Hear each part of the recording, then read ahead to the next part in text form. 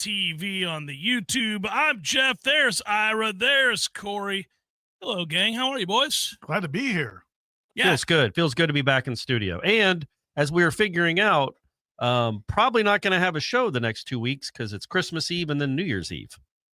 Yeah. I guess we could do one on Monday. Nope, screw you guys. All right, that's the end of fair. it. We're That's doing fair. this show and taking it to the holidays is what we're doing. So it better be good, guys. Yeah. It's going to hold you over for a few weeks. This is going to be it right here for a little while. But and how else are you going to hear any of our voices? We don't ever. We all on other platforms. No way to hear from us. Yay, sausage! Robust register sausage love. Throaty Show. Yeah, gotta do it. 'Tis the season, guys. Let's go. Yeah. Break out some registers for your holiday. There should be a song. There should be a registers Christmas song. Okay. I think a jingle. Okay. Do we do jingles in radio anymore? Yeah. Occasionally. Liberty. Yeah, I mean, that's not radio, but That's Liberty's a great your jingle. favorite. Yeah. And Ho Ho Ho Horizons. That's a classic. Yeah. Register sausage is we'll have to work on the jingle. Maybe that's something for I did 2025. registers. Let's never do that clever. again. Okay. I mean, I feel like that has a ring to it. Never do that again. But this is the time of the year. It's a perfect time of the year. If you haven't tried register sausage yet, you need to give it a try. If you're in this part of the country, I can't even believe if you're in this part of the country that you haven't. And listen, a lot of people have their loyalties to different sausages. My parents made this sausage, or my family always shopped at this grocery store and got this sausage. Give registers a try. And if you're not in this part of the country, go to registermeats.com. A lot of times at promo codes, follow registers on Twitter. Is register. Well, then you're alerted to the codes, buddy. Exactly. Yeah. And they're on the gram. They're on Facebook. I don't know if Ben's on TikTok. I'm not sure. He needs to be. Maybe that's where he'll launch the jingle. But go registermeats.com. Get registered sausage delivered to you, all kinds of varieties, and perfect for the holidays. I just launched the jingle. That was the one. Good jingle. Well, we don't want to do that. Okay. Of all of the coordinator interviews that are up on warchant.com, go there, find them. Assistant coaches. Yeah, that's right. Who did you like the most? They were all pretty likable. Corey and I were talking about that a little bit earlier, that they really were all likable. I think from a quote standpoint, I think Herb Hand is going to be very informative. He likes to talk about offensive line play. Man, I like to hear it. Yeah. I love that sort of thing. Every question he got asked, he was basically like, it was a soliloquy. Yeah, I could spend about 30 minutes talking about this topic. So yeah, he's all about the offensive line and has some just funny comments. Seems like a really likable guy. Terrence Knighton, the defensive line coach, obviously is got funny towards the end when Aslan asked him if he wanted to go to the Aslan asked, I don't know if you've seen it, but Aslan asked him if he'd rather take a trip to the moon or go back in time to the 95 Source Awards. He's always tweeting about Suge Knight, which was pretty funny. And it was clear what his answer was, that it was the 1995 Source Award. I was hoping he would have said, like, Mike Norvell's not dancing in my videos. That's why I'm here. That would have been funny. That would have been good. Especially thinking now about the producer he was talking about at the time and his current legal troubles. It's death row one somehow. Suge Knight looks like the better guy out of those two. And yeah, he also, this will get play. He said he didn't know if the moon was a conspiracy. He said the moon, like, is the moon real? He had to admit the moon landing on the moon. Landing on the moon. That's what he was talking about. But the quote is, I think it's like, I don't know if the moon is real. And I'm like, okay, we don't want that. We know the moon is real. It's up there. We 100% it's real. Yeah. That was explaining why he would go to the Source Awards. And, but anyway, and then all of them, Tim Harris Jr. I thought was interesting. He's actually, for a guy that's not old. I mean, he's a younger. I think he's 37 or so. I think. God, guys, that makes us. I know, toughie. But he comes across as very mature. He's been in a lot of different programs, and then obviously, Evan Cooper, the safeties coach, had a lot of interesting things to say. No, real good group, and all those videos are on Warchant's YouTube page. You should go watch them. Love when coordinators want to talk about their area of expertise. Does he just call coaches coordinators now? They're all coordinators. Yeah, they're the same. They're coordinating the receivers. Coaches, coordinate your receivers, coordinate your defensive backs, coordinate your defensive line. Everybody's got to know what the other's doing. Tim Harris is the pass game coordinator. That's right. True. Herb Hand might be the run game coordinator. Yeah, there you go. And Knighton is the defensive line coordinator. The death row coordinator. All right, I'll give you a defensive line coach. I'll give you that. All right.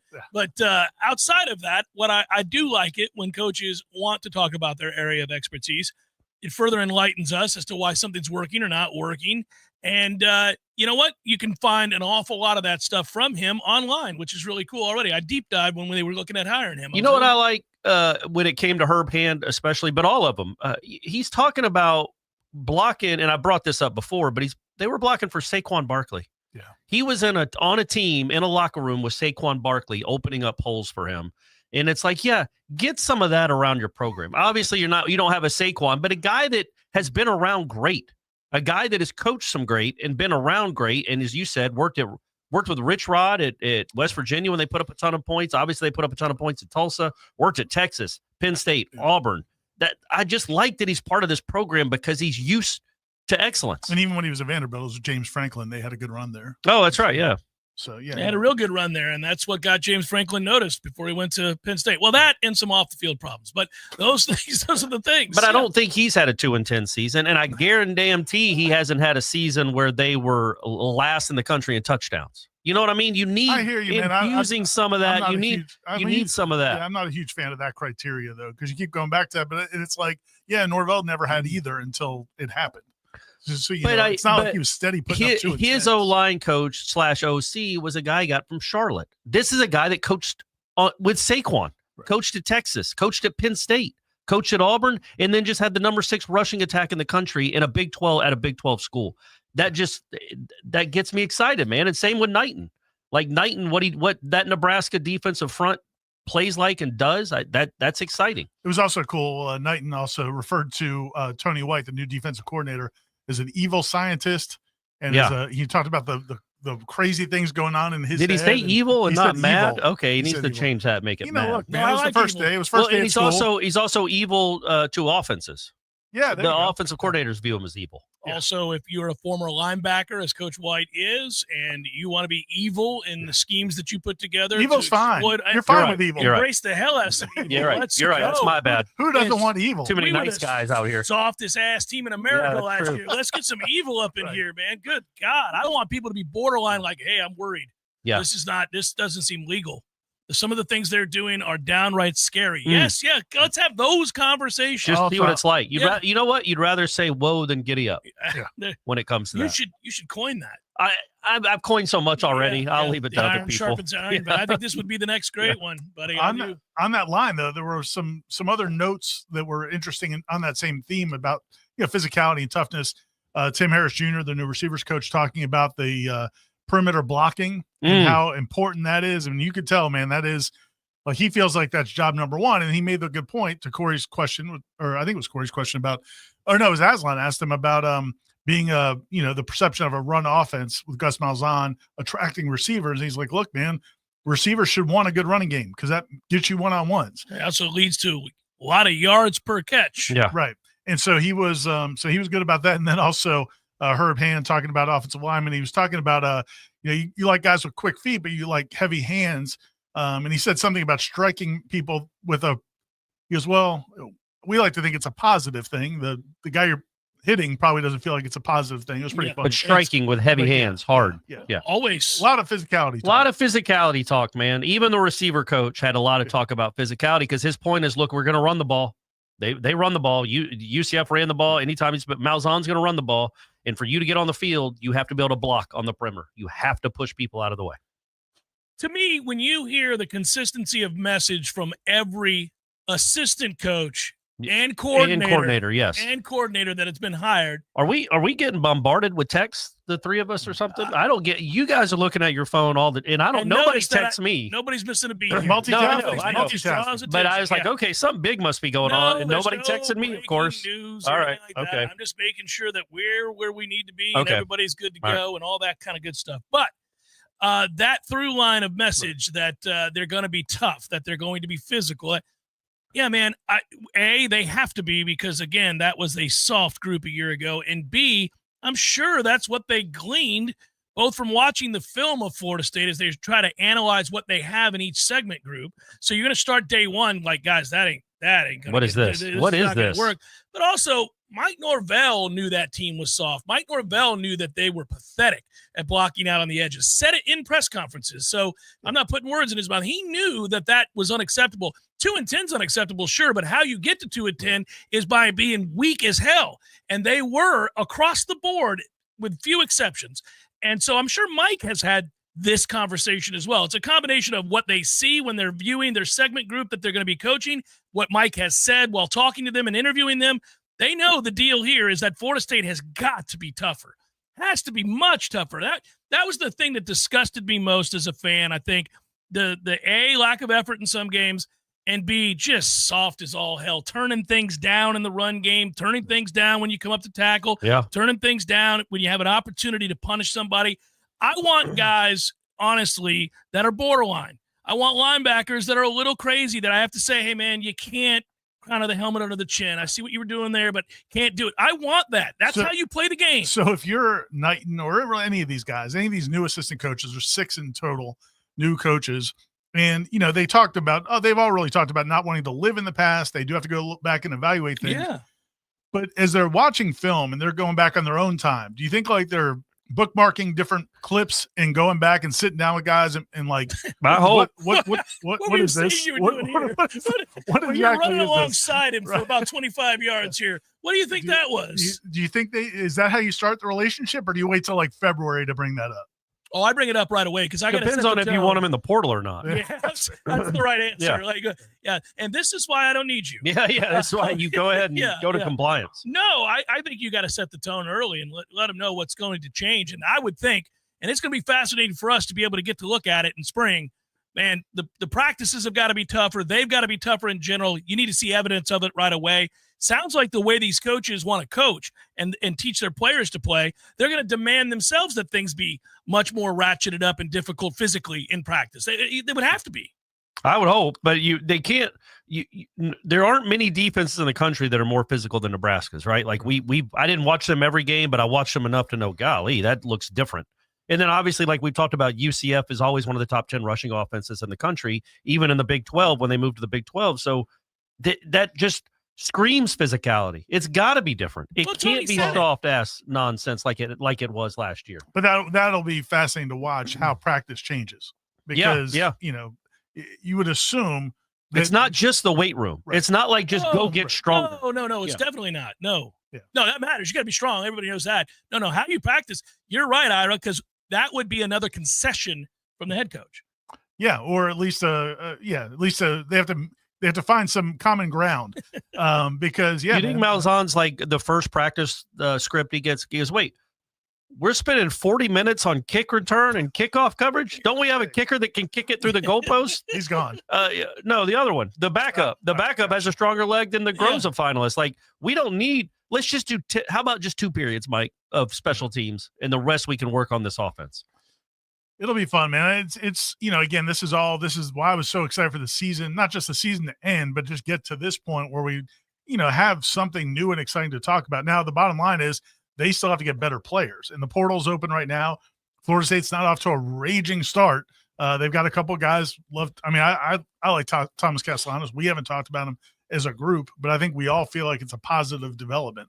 I think it's a fit for the offense they want to run. If you were going to get Gus, and that's what I actually texted somebody earlier today who asked me, and I felt like if you were going to bring in Gus Malzahn as your offensive coordinator, I feel like this is probably as perfect a fit as you could ask for. So I looked it up. So in 2023, I talked about this on Wake Up. If you take away the sack yardage, which you can, it counts as rushing yardage, but he had 199 carries for 1,230 yards and 13 touchdowns. Yeah. That's like Warwick Dunn's junior year. Yeah, he can run. No, but that's kind of what you need in this offense. Like not can run. That's what you need in Gus's offense, but it's not that he can run for a quarterback. I mean, he ran for 1,230 yards in the ACC. He can run. He's a runner. Right. Like he's a dynamic runner, not a dynamic runner for a quarterback, a dynamic runner. End of sentence. Yeah, I think that's what Norvell wanted him for originally. Yeah, and if you're going to be a running back or a wide receiver, right? Yeah. Yeah, and if you're going to praise him, that's the way to praise him. Yeah. He's not a good runner for a quarterback. He's a good runner, period. I think you see that when you watch the film because he fights for extra yardage. So you see a guy who runs it like a running back or a receiver would. Falls forward and gets the 3 yards. Yeah. He's not sliding. Yards. You're not, you're trying to make plays. Now, I'll be very intrigued because you're going to have guys backing him up that have a similar style if you want to run this offense. I remember, and it's not the same exact thing, but anytime you have a quarterback with really elite running skills and you're going to ask him to use it, not just, hey, you have these, I want to call plays centered around that skill set. Well, then you have to know they're taking a ton of punishment compared to a normal quarterback, a traditional quarterback. And he's not a big kid. Yeah, he's a small kid. So it'll be interesting to see what they do there. Yeah, well, Brock Glenn's still on the roster, right? He is. I think this fits well for Brock Glenn. Yeah, I do too. And I think Trevor Jackson, it could be something he fits well in too. Absolutely. And the freshmen they're bringing in. So, I get that. I don't know, man. I'm not. Durability is a slight concern. I don't think it's a huge concern with him. He's the kind of kid that I don't think you get a lot of great hits on. He is very dynamic in space. And, I think he can be taught to be smart. But I just like the fact that it will be a weapon and embraced as a weapon, because once Jordan became a passer, I mean, man, I feel like it's been our life's destiny since Florida State, since I've been covering Florida for the quarterback State, to keep it. Well, that even when quarterbacks had running ability, it was never embraced. EJ, it was not really embraced. Yeah. Jordan, once he became a threat as a passer, it was like, we're never calling a running play again. And it's like, I like that it's a weapon, and they're going to embrace. That's his best weapon. Use it. I'm excited for it. 100%. There's no reason to bring him here if you don't run the bejesus out of him. Correct. There is zero reason for him. Which is so weird. Well, even this year, we thought DJ that was going to be a part, and whether he got injured or whatever happened, it just became, and again, it's like, man, that's such a big weapon. And the one thing that gives me pause with him is that I just said he had 199 for 1230 in 2023. Last year, he had, taking away sacks, he had 72 rushes for 280 yards. Yeah, because I think they told him to just stay in the pocket. But even the runs he had were only 4 yards a carry as opposed to 6 yards a carry, and he didn't do it as much. But if you're not, I think you're blocking a certain way to create the explosive runs. Well, I just want to make sure it's not, because I didn't watch him after that first game, and I watched some of the Missouri game after they beat Florida State. I didn't watch him.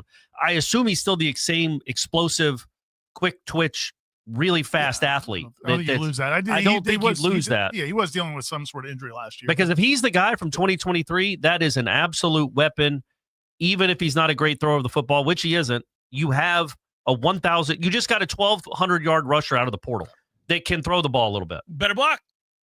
Yeah, that'd help, right? Better block. You can run around all you want, but we got to be able to block. And so let's see what they do in the portal with these offensive linemen and how many of them they're able to bring in. Seminole Headlines 93.3 Real Talk Radio. Warchant TV continues in a moment.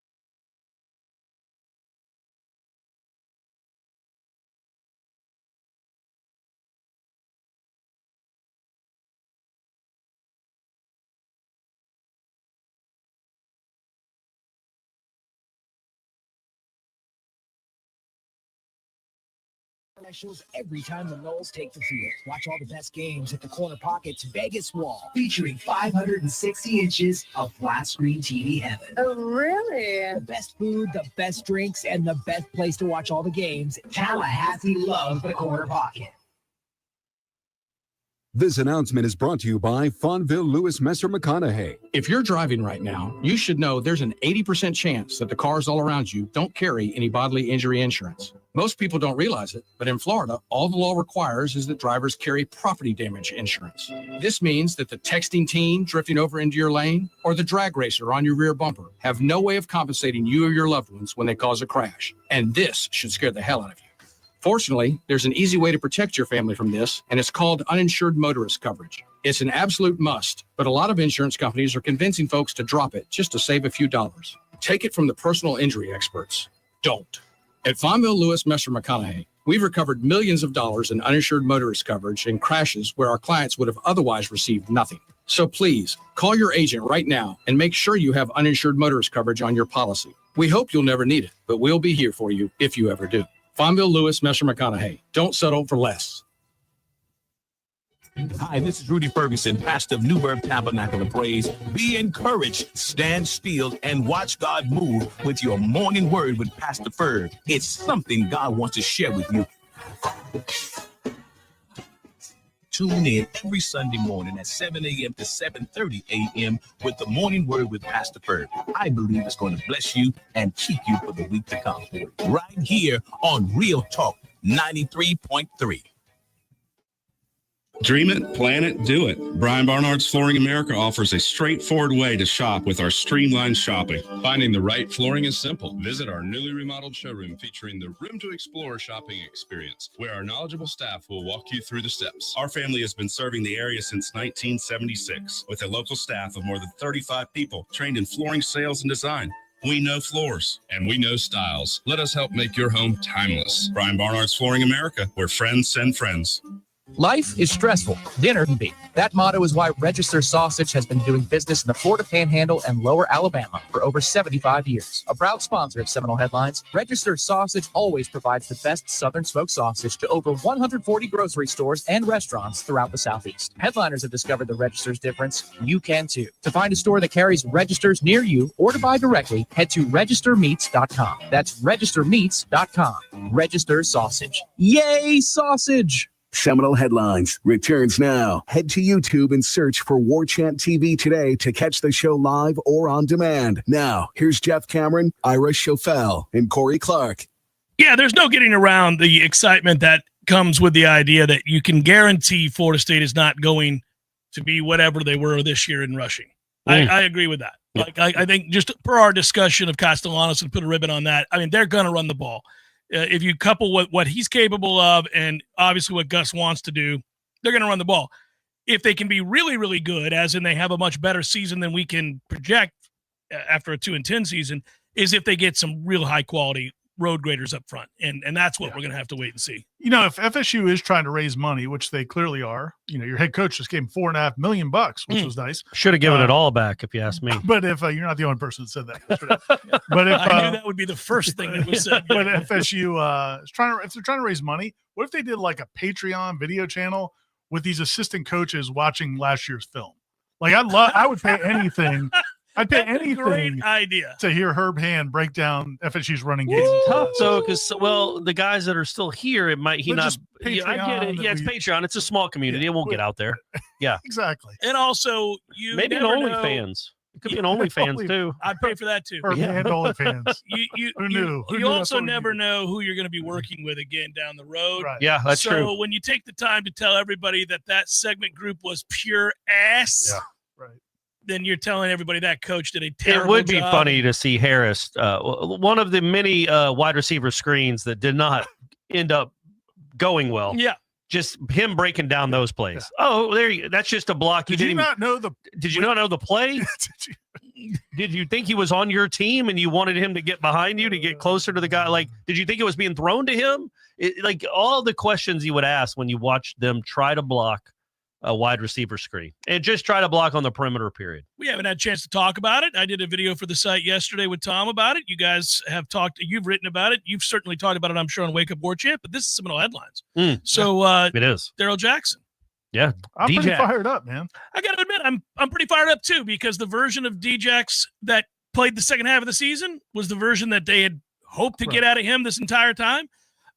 He started to play lower, started to play harder, played more consistent, played pretty damn well, and you could always use 6'5", 335. Yeah. And I think, you know, again, I just think with him, it's like I never felt like he was a problem. Like, you know, like a lot of people ask questions late in the season, would you want any of those defensive linemen back? I wanted Farmer in him back. I felt like the tackles you definitely wanted back. Yeah. Yeah. And the ends maybe not. Yeah, the ends can take it on down the road. The problem was that they remembered that as a tandem, Farmer and Jackson allegedly kind of held Florida State hostage a little bit, and that infuriated people because they hadn't accomplished a lot. And so people thought, well, hey, man, hold on. Why don't you produce something before you start asking for more money or threatening to leave and all this other stuff? And I get it. Resentment builds. You hold on to it. But if you just watched the games and went back and watched the tape of those games and paid attention closely, outside the Georgia Tech game, Daryl Jackson was terrible. But if you go back and watch most of the other games last year, especially in the second half of the season, Those two guys were probably the most consistent players they had on defense. Yeah. Everybody else took turns just sucking in ways that were unimaginable. Not them. Not them. Yeah, he graded out as the second best player on the defense behind Azaria, and I know it's a bad defense, but still, Daryl Jackson, he's top 10 in the country in pressures and quarterback hurries from the defensive tackle position. That is as Knighton said today, and I said it yesterday. So he was probably listening to Wake Up. In the Smash too. I think he consumes Warchant content. You might have watched the video that I did with Tom about Daryl Jackson. But I mean, they weren't going to get anybody better in the portal. That's the best portal get they could have gotten was Daryl Jackson for a year. For that would be willing to consider 2-10 Florida State with a new defense. That guy is one of he just by the pure numbers, he was one of the 10 most disruptive defensive tackles in the country, and that is with him not being very good the first month. Mm-hmm. But the last 2 months of the season, he was one of the best defensive linemen in the ACC, I think, and he's coming back for another year. That's really good, really big news, really nice. I also think, and this is a underrated aspect, and I know you're just going to look at size, productivity, how well do you play down for down. Agreed. But all of that can happen now because I do believe that we watch sort of the maturation of him. I think he's a much more mature individual than he was at the time of his arrival. And I think he's allowed to blossom now because he's on his own. Like I think this is going to be the best version of him. They didn't see it at Maryland. They didn't see it at Miami. We've seen a glimpse of it here at Florida State. This has to be. This is a get paid year. This has to be. I think under Knighton, this defense, I think a different mentality. I think he's probably going to have his best season by far. And also, I don't think it's an accident. He said today, like one of the first jobs when he came here was to start having those conversations with Daryl Jackson. Like they knew he wanted to go to the pro, but you got the impression that when Norvell brought him in and Tony White brought him in, look, man, there's a chance we could keep this dude. Let's try to do it. And I got to think that they know what his aspirations are clearly, right? So they have to believe that they can help him get to that next level. Otherwise he's going to be miserable, so they clearly are excited about what they have in him. And yeah, man, I don't know how they're going to use him in that defense. I mean, again, I think a lot of people assume, and I probably did it first, that he'll be in the middle, but he could be anywhere on the defensive line. And that's one of the things Knighton talked about today is a lot of it is moving those guys around to get the best matchups possible. I like that he gets a chance at Lagway again. Because that was his ultimate low light of any, and that's a really good play to be free in the backfield, and you have him contained. Like the whistle probably should have been blown. Well, I hope he gets to he doesn't make that mistake again if he gets Lagway. Let the lesson be: take your chances. You're going to get flagged. Pick him up and spike him. I'd say throw him into the sideline. Pick him up and spike him. I don't care. I don't either. They call it. They call Lagway's a strong kid, but Daryl Jackson's stronger. Pick him up. Yep. And just let's go. Start a fight. It's a weird. You are in a weird spot there because if you do the hip drop thing, like people, I wouldn't hip drop him, but I would pick. I know him that's what I'm saying. Like it's just when you're. So there was it developed into a weird play. I mean, clearly Daryl Jackson was strong enough to bring down DJ Lagway, who was a big dude. But man, I thought he was a terror against Miami. I mean, he played his best game other than the sacks. I mean, besides the sacks, I mean, he was in the backfield all game. Well, he showed up in that game, and it was like you realized what he was capable of, and you thought, well, there it is, man. And I wanted that to rub off on other players. And in that game, singular game, he played the way that every Nole that had any respect for the rivalry should have played. I didn't see everybody else doing that. I saw some, but I saw plenty of others just kind of thinking it was another game. I still think, again, I'm not making excuses, but I do think the defense was better than it showed because the offense was so bad. And I think once they got behind, I think the defense cashed it in. I mean, and again, I was watching the Raiders last night against your Falcons, Corey. Ooh, what a bad football game that was. Classic. I didn't want to watch the sorry-ass Vikings. I want to watch that game. Well, the Vikings are actually good. I know, I'm sure. Yeah. But watching where I'll give the Raiders a lot of credit. They played hard. Credit. Their defense plays hard. They know their offense is ridiculous, but they still keep playing. They're pros. They have to. Right. And this is where we're going to get to as fans, by the way. You're being paid, man. Yeah. You don't get to just half-ass this thing because we're not good. And I was going to say this in relation to what Ira's point he was making is that, Nebraska didn't have a very good offense either. No. And that defense played ferocious in every game but Indiana. That one got away from them quick, but every other game they played ferociously, even knowing their offense sucked. Their offense wasn't quite this level. Who is, Ira? Yeah, nobody else. The Child's TV team wasn't this. Yeah. So that's a good sign that about these guys, the new assistant coaches and the coordinator, is that even with the offense struggling, the defense held their own and won them games.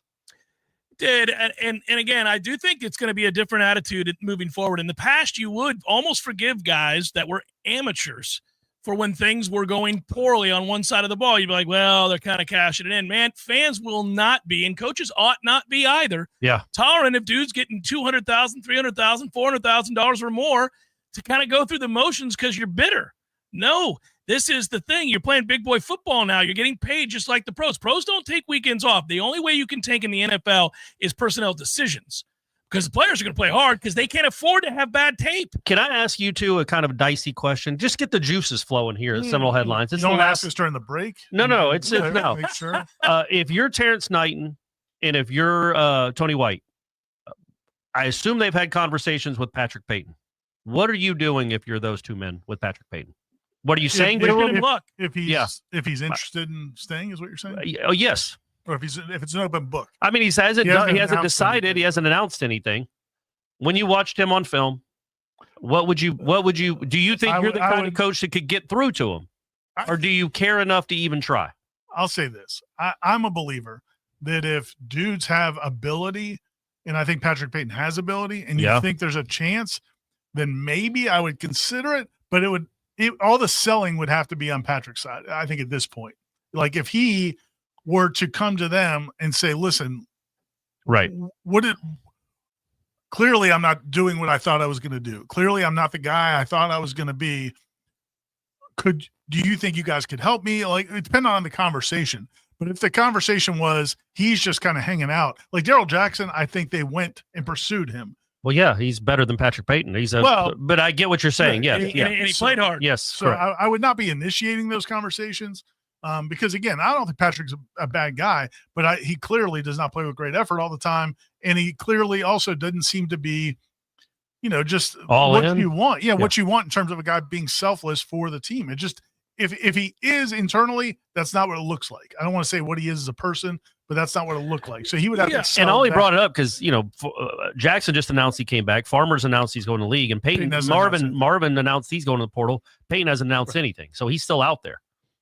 I wouldn't do a lot of selling. You'd make him sell. Yeah, you'd sit down and say, why would we keep you? Why should we even think about having you back? Yeah. And where I would consider it, Jeff, is maybe give it a spring. If you like the conversation, if you like the conversation and you think there's something, because there is material there, man. They're not going to get anybody with his ability out of the portal. I don't believe. Well, they could, but there aren't a ton of them out there. Yeah. I'm not saying he's otherworldly. I'm just saying there's not a ton of those guys, and I don't know how high in the pecking order 2 and 10 Florida State's going to be. Given your idea, and I think it's a fair one, I mean, it would be understood that when you enter the spring, I better see something different. I better see every day's worth of hardcore effort, belief. You don't get a day. You don't get a day to half-ass it because I already know that's in you. And that was one of the, going back to the question I asked Norvell the last time we talked to him, I think. I asked him, as you're having these conversations at the end of the year, what if you guy says one thing, but you've seen something different? And he said, well, they may not have a choice. Yeah. And I think some guys clearly did not have a choice, and I think there already decisions have been made. But to your point, the fact that he has not announced anything. Yeah. I'm sure it'll happen 5 minutes after we're done in here. Or right now. Or right now, during the break. If it happens now, that's fine because we can talk about it. We're here. We're live, baby. That's right. Unlike yesterday. Unlike, what I mean, but yesterday being years back when we did some. Yesteryear. Yesteryear. I said yesteryear. The old days. Yeah. Seminole Headlines, 93.3, Real Talk Radio. Warchant TV continues in a moment. Your local news now. A teenager was injured in a Sunday evening shooting off of North Monroe Street. Officers responded to a shooting in the 2800 block of Sherrill Road, the location of a Circle K in Econo Lodge, around 8:30 p.m. A 17-year-old was struck in the arm with a bullet, which resulted in a non-life-threatening injury. The circumstances leading to the shooting and whether the suspect and the victim were known to each other are unclear at this time. The case is an open and active investigation. No suspects have been arrested. A car crashed into the city center office tower in downtown Tallahassee, and another crashed into a tree in front of the property early Saturday after 3 vehicles were reportedly racing downtown. 3 cars were speeding at excess of 90 miles per hour in the moments before the crash at about 1:40 a.m. One car tore through the bottom floor of the office building while another slammed into a tree outside. After the 2 vehicles crashed, the drivers got into the 3rd vehicle and fled. The incident is an open and active investigation. This is Rachel Lene with your Real Talk 93.3 local news update, brought to you by Macklemore Systems, Tallahassee's go-to Mac store. Check them out online at macklemoresystems.com. This is meteorologist Paul Trombley with your Real Talk 93.3 weather update. Mainly cloudy this afternoon with a slight chance for showers. Highs around 78, winds out of the east around 5 miles per hour. Lows level off around 63 and foggy tonight. Mainly cloudy skies expected. Cloudy with fog early tomorrow. Chance of rain showers. Highs around 77. This report is brought to you by the Lawn Johns. For all your landscaping and lawn care needs, visit thelawnjohns.com. Right now, 68. Time. It's the one thing we never get back. We can't create it. We can't buy it. We can't store it somewhere. Once it's gone for good, which makes it the most valuable thing we have. The only real question is how we spend our time. So, how much time are you spending every day running in circles with a computer network using old software on old equipment that's wasting your time, that gets in the way and leaves you feeling angry and frustrated? Let's fix that. Call Crown Networking.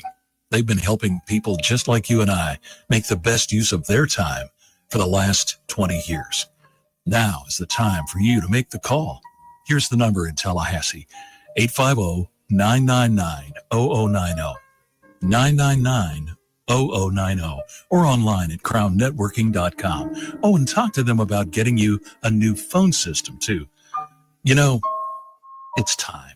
Life is stressful. Dinner shouldn't be. That motto is why Register Sausage has been doing business in the Florida Panhandle and Lower Alabama for over 75 years. A proud sponsor of Seminole Headlines, Register Sausage always provides the best Southern smoked sausage to over 140 grocery stores and restaurants throughout the Southeast. Headliners have discovered the Register's difference. You can too. To find a store that carries Registers near you or to buy directly, head to registermeats.com. That's registermeats.com. Register Sausage. Yay, sausage! Seminole Headlines returns now. Head to YouTube and search for Warchant TV today to catch the show live or on demand. Now, here's Jeff Cameron, Ira Schofel, and Corey Clark. I think we should get to last night's Monday Smash. Yeah. We should talk about the 6'6", 220-plus pound legacy that will be here to visit this week. And his somebody I would think that skill set, that size, would fit very nicely in what Florida State wants to do, both in terms of blocking out of the perimeter and making big plays down the field. Dominic Robinson's son, Deuce. Can they do something for us together if he comes to Florida State, like a Warchant weekly X's and O's, the two of them? A father-son, X's and O's. This is what you did wrong here, son. This is what I like. I'm sure he'd love that. He'd love to hear Dad criticize him in addition to the coaches. If Gene writes the check, everything can happen. D-Rob was on the show last night, and he talked a lot of big picture stuff, but he also talked to Tom about Deuce. And, this is exciting because it's funny when Deuce, and for people that are not big into recruiting, and I'm sure most people watching this know who Deuce Robinson is, coming out of high school, he was the number one tight end in the country, even though he wasn't a tight end. He's a receiver, but he's 6'6". So people list him as a tight end, but 5-star recruit. And, we would joke with D-Rob back then about, hey, man, Florida State, but it just never really seemed like whether Florida State's interest wasn't as high in him. And he grew up out in Phoenix. It never seemed to be even a possibility. And so he goes in the portal last week after 2 nice seasons at USC, averaged about 20 yards a catch, 7 touchdowns over the 2 seasons, 5 touchdowns this year. And D-Rob's like, no, we're interested. And the conversations have been really good. And you could just tell the excitement in D-Rob's voice about the possibility. Again, he hasn't committed yet. He's visiting Thursday and Friday. He's got a lot of other schools interested. He already took a visit to Arizona State, was at UCLA. Other schools are trying to get involved as well. Seems Arizona State is the chief competitor. Yeah, because that's where he grew up. And it would make Dilly's there. And they just went 10-2 themselves. So, and And then, obviously Florida State is – D-Rob hasn't said this, but I think he kind of did last night. He was like, maybe we'll have another Robinson Nole. Like I think you can tell that he's excited about the possibility. And again, it's probably going to be Deuce's decision, but no, that's exciting. Again, it doesn't need to be Deuce's decision. Deuce kind of screwed up the last one clearly because he doesn't want to stay there anymore. So I think he needs to leave in his dad's hands now. Deuce, come on, man. It's also, it's just cool because, at the end of the last season, in November, and even back to October, you just would sit there and you just start thinking, man, is Florida State going to even be able to attract those kinds of kids? And now he's a legacy, so that helps. It helps a lot. But, man, if you get a running-oriented offense with a dude like that who's a legit deep threat, in. I mean, the possibilities are pretty exciting. They are, and I would love to see it for a lot of reasons. But if you think about just the physical part of what they're trying to be, all of a sudden, with what they already have, and then you add him to the mix, you're seeing 6'6", 6'7", 6'5", 6'4", 6. A lot there as far as the size down the field. Hakeem's gonna be the short dude. Like they're gonna be like, hey, shorty. Yeah, and that. I mean, listen, I don't want to degrade the kid, but we just got done talking about Castanos is not a great passer of the football. You want a wide catch radius. Yeah. A wide net. You cast a wide net with those guys. Yeah. And 6'6" guys who, as they say, high point, that'd be great. That'd be great to see. You're a fan of those. You like those. Love those phrases. Yeah, man, it would be awesome to watch this offense with those kind. Because I get picked on for this. People get mad at me, but I could do without 5'7" dudes blocking for 6'2" dudes, which we sometimes do in this offense. Yeah, which seems to happen a lot. Which makes zero effing sense whatsoever. It's like Castellanos being the lead blocker for Cam Davis. I still don't. It just doesn't make a lot of sense. If we were allowed to just ask anything we wanted off the record to Mike, I'd be like, you're a smart guy. You've had a lot of success. What are we doing? Why are you asking Ja'Kai to do that? He's not good at it. He can't Douglas block for anybody. That's the dumbest thing in the world. And then you also got one of your smaller receivers hurt. Same type thing. We had him blocking for another. Drives me nuts. We wouldn't have to worry about it. You'd have 6'3", 6'4", 6'5", a lot of guys. And people might ask, like, why would he be attracted to a Gus Malzahn offense where they run the ball a lot? And it's like, well, yes, but they do always have one guy, two guys sometimes, where they put up huge numbers because that's how the offense is. There's going to be one or two wide receivers that put up a lot of numbers and hit a lot of big plays because of the nature of the offense. Deuce Robinson clearly thinks he would be that guy. Right. Like, he's not coming here to play behind Hakeem. He's coming here to be the starter. He thinks he's going to be the starter. They might even tell him. You're allowed to start both of them. You're right. But, like, I'm going to be the guy. Like, because they're going to be then, you're going to wonder, like, what's LaWayne McCoy thinking? What's Elijah Moore thinking? What's Cam Fryer thinking? They all better be thinking they want to block. Yes, correct. And get on the field that way. Give them opportunities to get on the field. Yeah, because I'm not overly concerned with their feelings. Speaking of wide receivers, I'll admit I'm wrong. I was wrong last week. I think it was last week. Destin Hill, for people that don't know, committed to LSU. That's surprising to me that LSU would take Destin Hill. I know it wasn't to y'all. No. So I was wrong there because, again, he has 5 catches, and it's been 4 years since he really did anything. But he's also from Louisiana. But and your recruitability. Yeah. Your recruitability, and you hope that you can get the most out of that ability. Yeah. I mean, he was on a legendary program at Edna Carr in high school that won all these state championships, and he was like their best player by far. I mean, so they're counting on modern medicine getting him back to all the way where he was. And we saw him running last. There was talk that he might have been back at the end of last season. Now, once the season went to hell, there was no point in that. But if they had been a team that played games of significance in December, there was talk early in the season that he might actually be back to help in that. And he must have been, but wouldn't they have asked, and I'm sure he has it, or he's allowed to have it, like spring practice footage?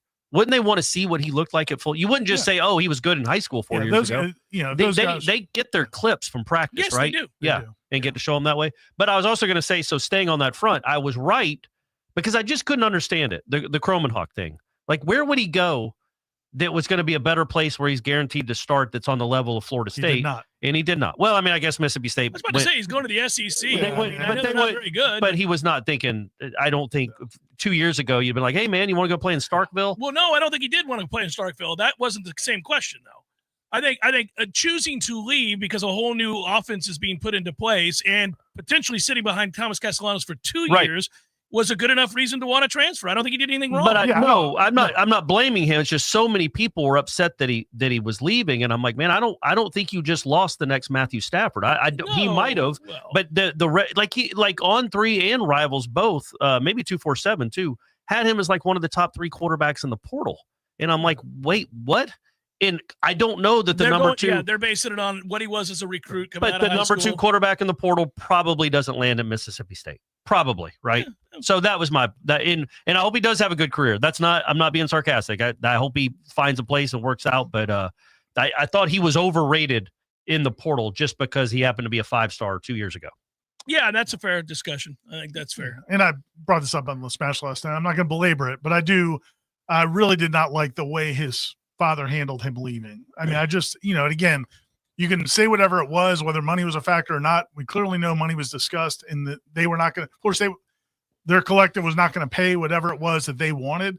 But at the end of the day, man, like all of the things I didn't like the fact that his father kind of came off like all these things I sacrificed for Florida State. And it's like, no, dude, you were trying to help your son win football games. And there's nothing wrong with that. I think the tact, and to your point, I think the tact of, you can answer a question and say we're bitterly disappointed. Right. And we're really sad because we were trying to avoid this scenario. I think everybody's cool with that. Yeah. I think he wanted to avoid ever having to do this, but it's so unpredictable in college football now that this is going to happen.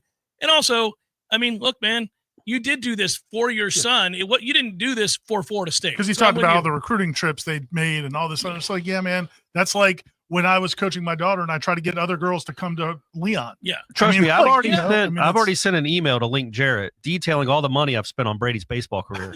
And be like, you owe him a damn scholarship. I mean, this seems pretty obvious. Look at all this money I've spent. So to me, it tarnishes the way what I thought didn't have to be a contentious relationship. Now, part of it's because the numbers got put out there, and I think that's what led to it. And again, that's kind of why I'm not a big fan of that, all of that stuff becoming public, because the perceptions of Daryl Jackson, like you said, Daryl Jackson and Josh Farmer, that whole thing when it happened, they did not go in the portal. Right. But it because it got out there, the talk of it, now it changed how people perceive those two guys, which I don't think is fair, because what happens behind closed doors, dude, you guys have negotiations with Gene, and that's not our business. Like, it's not my business. They turn ugly. Corey will tell you. They get ugly. Or if I do. I mean, it's just, to me, that stuff doesn't need to be public. But actually, I think it does need to be public now.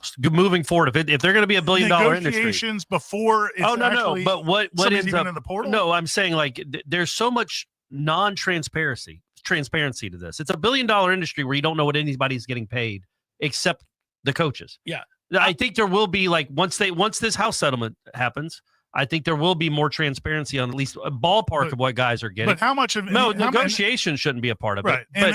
And also there's so much misinformation. Correct. I've heard 16 different numbers for what Cam Ward got at Miami. Yeah. You know, I mean, like, so why is that? And again, but the answer to me is not to make every detail public during the process. Not during the process. Afterwards, though, I agree with Corey. Once it's out there and it's done, right, that's fine. I have no problem with people. We all know what every NFL player, as long as it's factual money, numbers, not what somebody heard. Oh, of course, right. Yeah. No, you don't want to make it up. Like if you say a wide receiver like Jefferson in the NFL is making $40 million a year and he's making $7 million, we're going to know about it because it's a contract. We already know what the deal is. I'm for that. The transparency once it's finalized. Yeah. Well, and also guys don't help themselves. And this is the part where merging into a pro football operation, like we're seeing in major college football right now, leads to all kinds of missteps from coaches and from players and from athletic directors and from fans. And the players themselves want to be perceived a certain way. So they're always promoting image and what they've been offered. And so then fans build up animosity and resentment towards that. And then when it turns out not to be that, or you don't play well, people are like, well, wait a minute, you said you were making $5 million a year. You're out here sucking ass. You know, it's a cesspool. It's a mess right now. Not to say anything of what social media is anyhow. Which is just going to lead to comment after comment after comment, which is also perception. You know, as we get older, we turn more and more into Jimbo. We do not. Just a lot of society talk. What's wrong with society? It was a joke. It was a joke. I thought you were going to say society. No. You should have thrown society I just said social media. Yes. But, social media is not great for teenagers. It's not great for anyone. But, yeah, I've made this point forever. Like, you can't. It's $1 billion industry. It's the second most popular sport in this country, and we have no idea. The players are getting paid, but there's no black and white numbers for people. Like, I know what Kirk Cousins is getting paid, Ira. Woo! But that's why too much. Buddy. No, are you kidding? 7-7, still in the playoff hunt. I mean, got a dub on Monday night in a tough place to play. And you know what stinks though is like talking to some players that have gone through the portal process, and I've talked to several, in this cycle, just from different relationships I have. And there's so much misinformation that the players are getting. And like based on what they think this school's going to pay. I was talking to a player that used to play at Florida State and has been in the portal. And I've been talking to him about going to other schools and what the schools will offer through NIL. But then he'll go talk to certain players that are already there. And they'll be like, yeah, you're never getting that. You're not getting that. You're not getting that. Yeah. And it's like, man, that happened in Colorado, by the way. What are we doing? I mean, it's just lying to players. It's just, but think about the guys. And again, and D-Rod made this comment last night on the Smash. He's like, who I really feel for is the 6 foot 180 receiver. The high school kids. Or just that are all running the middle. Yes. Because Bryce Cameron, me too. Go for it. That is who he is. Yes. Because those guys are, again, man, like if they get lied to and they make a bad decision, it could change their life. If you're at a school that it could be a good situation for you, but another school lies to you and tells you they're going to offer you this, you leave and go to that school, and now you feel lied to, and now you're stuck. Sounds like you'd like them to get a handle and have some unilateral rules that everybody follows. Hopefully in the new Nick Saban had a diatribe on Twitter last night because the Alabama had a 5-star cornerback that played a lot this year as a true freshman that entered the portal. And Nick Saban's like, what's going on here? He played a lot. He's a 5-star guy. He's had a great program, but it's just it's all about money. It's all about people. He's being tampered with. There's all this tampering going on. And obviously nobody's playing violins for Alabama or Nick Saban. He wrought most of this himself. But man, there is no policing. And it is just, it's insanity. It's insane. It is an insane way to run a sport that we all love. This sport is off the effing rails. Has been for a little bit now. And I think get a hold on it. Somebody care enough to get a hold of this stupid sport right now. Or, Mike, just get better at the tampering. That would help too, Mike. I mean, heavens to Betsy. Who's going to come save them? They don't have anybody coming to save them. There is no commissioner they would agree College upon. Football, you mean? Yeah. The Big Ten, if the guy has an SEC bent, they're not going to say yes to. Sankey would never approve anybody outside the SEC. So who are you going to get to be the commissioner that has the best interest of college football in mind? Herb Street? I mean, it seems obvious. I think they're kind of screwed here. I mean, clearly it's not the NCAA. They've been rendered impotent. They don't. Yeah. What are you going to do? And it does feel like everybody's just got their palms to this guy going, this is insane. Because it's funny, James Franklin went on a rant about the backup quarterback that we talked about a week ago. He bounces in the middle of a play, and they use him. He plays. But did you hear Franklin? He defended him through and through and was like, hey, what do you want? Here's the problem, though, man. You, James Franklin, you, Nick Saban, you, Mike Norvell, you, any other coach who's complaining about this. We just watched Dave Clawson retire because he's 57 years old. He's like, man, I'm out. I can't do this. I get it because your school doesn't have the NIL budget. They're not going to compete. All of those guys are the dudes that could fix it. Yeah. The coaches have to agree to agree. There has to be a want. The chat's telling us that that was a fake Saban account, by the way. Oh, man. You really are trying to get You told you I'm old. We are old. We are old. I still call it Twitter. That's how old I am. Get taken by a fake account. This guy did. Well, the sentiment remains, fake Nick Saban. I agree with you. He probably feels that way. I agree with you. Hour number 2 forthcoming. Headliner questions coming your way as well. Seminole Headlines 93.3 Real Talk Radio. Warchant TV continues in a moment. Best happy hour in the city is at Café de Martín and El Bar. All day, every day, you can find great deals at Café de Martín while enjoying the best outdoor seating Tallahassee has to offer. Sip away on 2-for-1 house wines, Castanos, and margaritas all day long, Monday through Thursday. Plus 2-for-1 pisco sours and margaritas on Fridays and Saturdays, and 2-for-1 mimosas for Sunday brunch. Come join us at Café de Martín, where every hour is happy hour, in the Esposito Shopping Center on Capitol Circle Northeast. You worked hard on making your home the grandest holiday decorated in the city. Parker Services AC and Electrical is giving you an opportunity to be recognized for that work. For the first time ever, Parker Services is proud to bring the Tallahassee area its Holiday Lights competition. There will be 3 winners, one from each of these categories. Heavenly Light, which captures the spirit of the Nativity. Most Electrifying, which recognizes the most vibrant, energy-packed displays. And Elves Gone Wild, for the most whimsical and wacky display. Each winner will receive a great prize package. The second and third place finisher will also be recognized. To enter, visit Parker Services website, TallahasseeAC.com. Again, TallahasseeAC.com. By December 17th, you'll find easy-to-follow instructions there. Winners will be announced December 20th. Good luck and happy holidays from Parker Services, AC, Electrical, and Generators 2.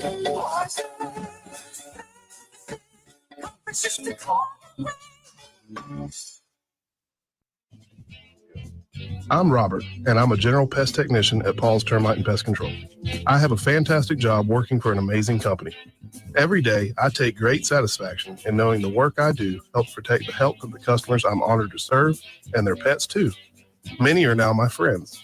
Paul's is a local North Florida-based company, and they are constantly teaching all of us techs about the ever-changing needs of our unique part of the world.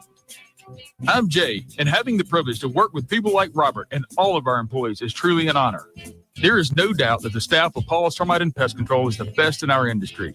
All of our people are local, and local really does mean something. We're North Floridians. Our kids go to school here. We shop here. We build relationships here. And we honor our commitments. To all of our customers, thanks for trusting us to protect your family, pets, and home. For the elimination of termites, any other pests, and a greener lawn too, call Paul's.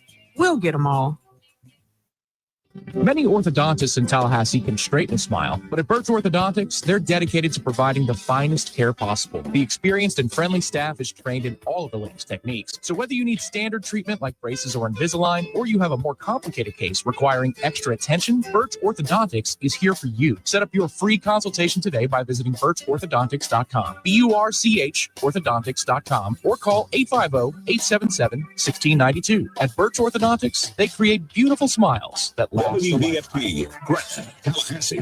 This is Real Talk 93.3. You're listening to Seminole Headlines with Ira, Corey, and Jeff. Stay tuned for more headlines coming up. Your sports action update on Real Talk 93.3 with all the latest odds from Vegas. Brought to you by Palmar's Pawn, Gun and Gold. More than you might expect with two great locations in Tallahassee. College basketball today, number 7 Florida participating in the Jumpman Invitational in Charlotte as they are going to take on North Carolina. The 7th-ranked Gators have a perfect 10-0 record. North Carolina not ranked. They are 6-4, and Florida is a 3.5-point favorite. The over/under sitting at 166.5. NHL hockey coming up this evening. The 16-10-2 Tampa Bay Lightning set to play host to the Columbus Blue Jackets, and it is the Lightning who are favored, paying out at -270. Columbus pays out at +220. A $250 bonus when you open a GBank Visa signature card. Visa.com/GBank. Terms apply. I'm Matt Pauley. This has been your action update on Tallahassee's Real Talk station, Real Talk 93.3. Celebrate the magic of the season with last-minute deals at Target. With up to 50% off toys and video games, you'll save so much while you finish your list. Plus, you'll find incredible deals on clothing, beauty, small appliances, floor care, and so much more. And there are even more ways to save when you join Target Circle for free and get exclusive deals automatically. Hurry to save on gifts before last-minute deals are over. Happier holidays from Target. Restrictions apply. Last year's RV trip, we met a couple with the same bumper sticker. What are the odds? Your cousin isn't a good storyteller. He was a podiatrist, or was it a pharmacist? Huh? You don't say. I can't remember. But she owns an RV protected by Progressive, and you don't. So until you get your own RV, her stories are the most interesting stories you've ever heard. Wow, interesting. And when you do get your own RV, save money by bundling it with your home, auto, or other vehicles with Progressive. Oh, anesthesiologist. He was an anesthesiologist. Progressive Insurance Company affiliates and other insurers. Not available in all states. This is Shannon Young with Fairway Independent Mortgage Corporation. Investors, are you looking for a creative way to purchase your next rental property? Are you looking to get into the Airbnb space? If so, you need to know about DSCR loans. It stands for Debt Service Coverage Ratio. These are loans that do not require traditional income verification. As long as the proposed rent covers the mortgage payment on the subject property, that's the only income you need. If you're looking at investing and don't know if you can qualify, let's set up a plan to get your next income-producing property and start putting you on a path to passive income. Give me a call at 954-369-6171. And don't forget, every fellow Nole that we close a loan for, I will personally make a donation of $250 to the Battle's End. It's Shannon Young at 954-369-6171. Equal housing limit. NMLS number 373030. Buy any car and get a 5-day cruise or airfare and 2 nights in Vegas with 0% for 60 months on 2024 Rogues, Titan pickups, and Aria, the EV SUV. Get a new car and ask about our vacations. Only at Kraft Nissan. Your body is a masterpiece designed to heal itself from within. Learn how to maximize your health by tuning in to Phenomenal Health with me, Dr. Ryan Finn. Saturdays at 2:30. Experience true health today and call Finn Chiropractic at 386-7700. From the championship stage to coaching change and everything in between, Warchant.com remains your home for the best FSU football coverage in the business. Brutally honest columns and features, market-leading multimedia presence across video and podcast, the largest FSU fan community with a staff that combines for over 100 years of experience covering the Noles. When change comes, Warchant.com is your home for analysis from every angle. Warchant.com, your ultimate Seminole sports source. Sign up today.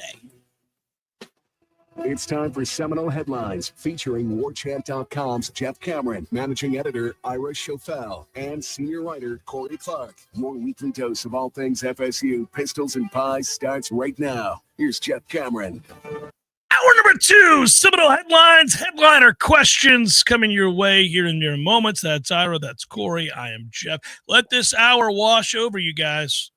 Really marinate in this hour.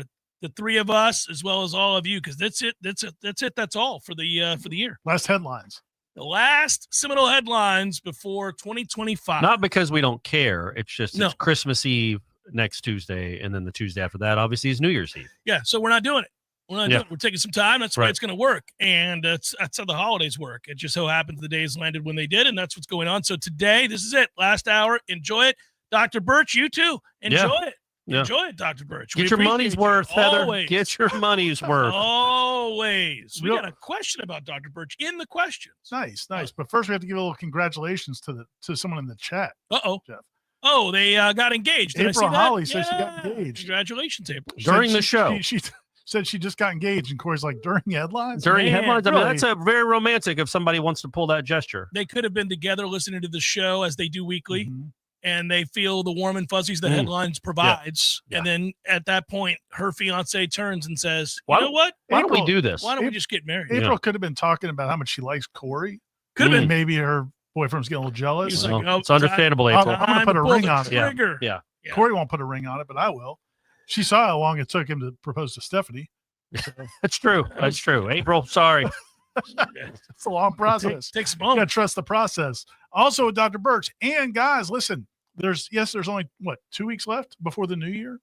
What better time to go and get your free consultation than right now? In the holidays, orthodontic work. Yeah. See if you can get in there. I'm sure Dr. Birch is just hanging out. Got plenty of time to kill. And but if not, maybe start the new year. You can.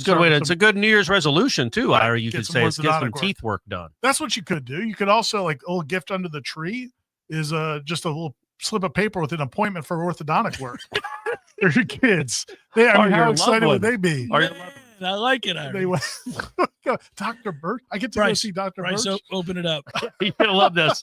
Get the camera ready, honey. Get the camera ready. We got a checkup next Thursday.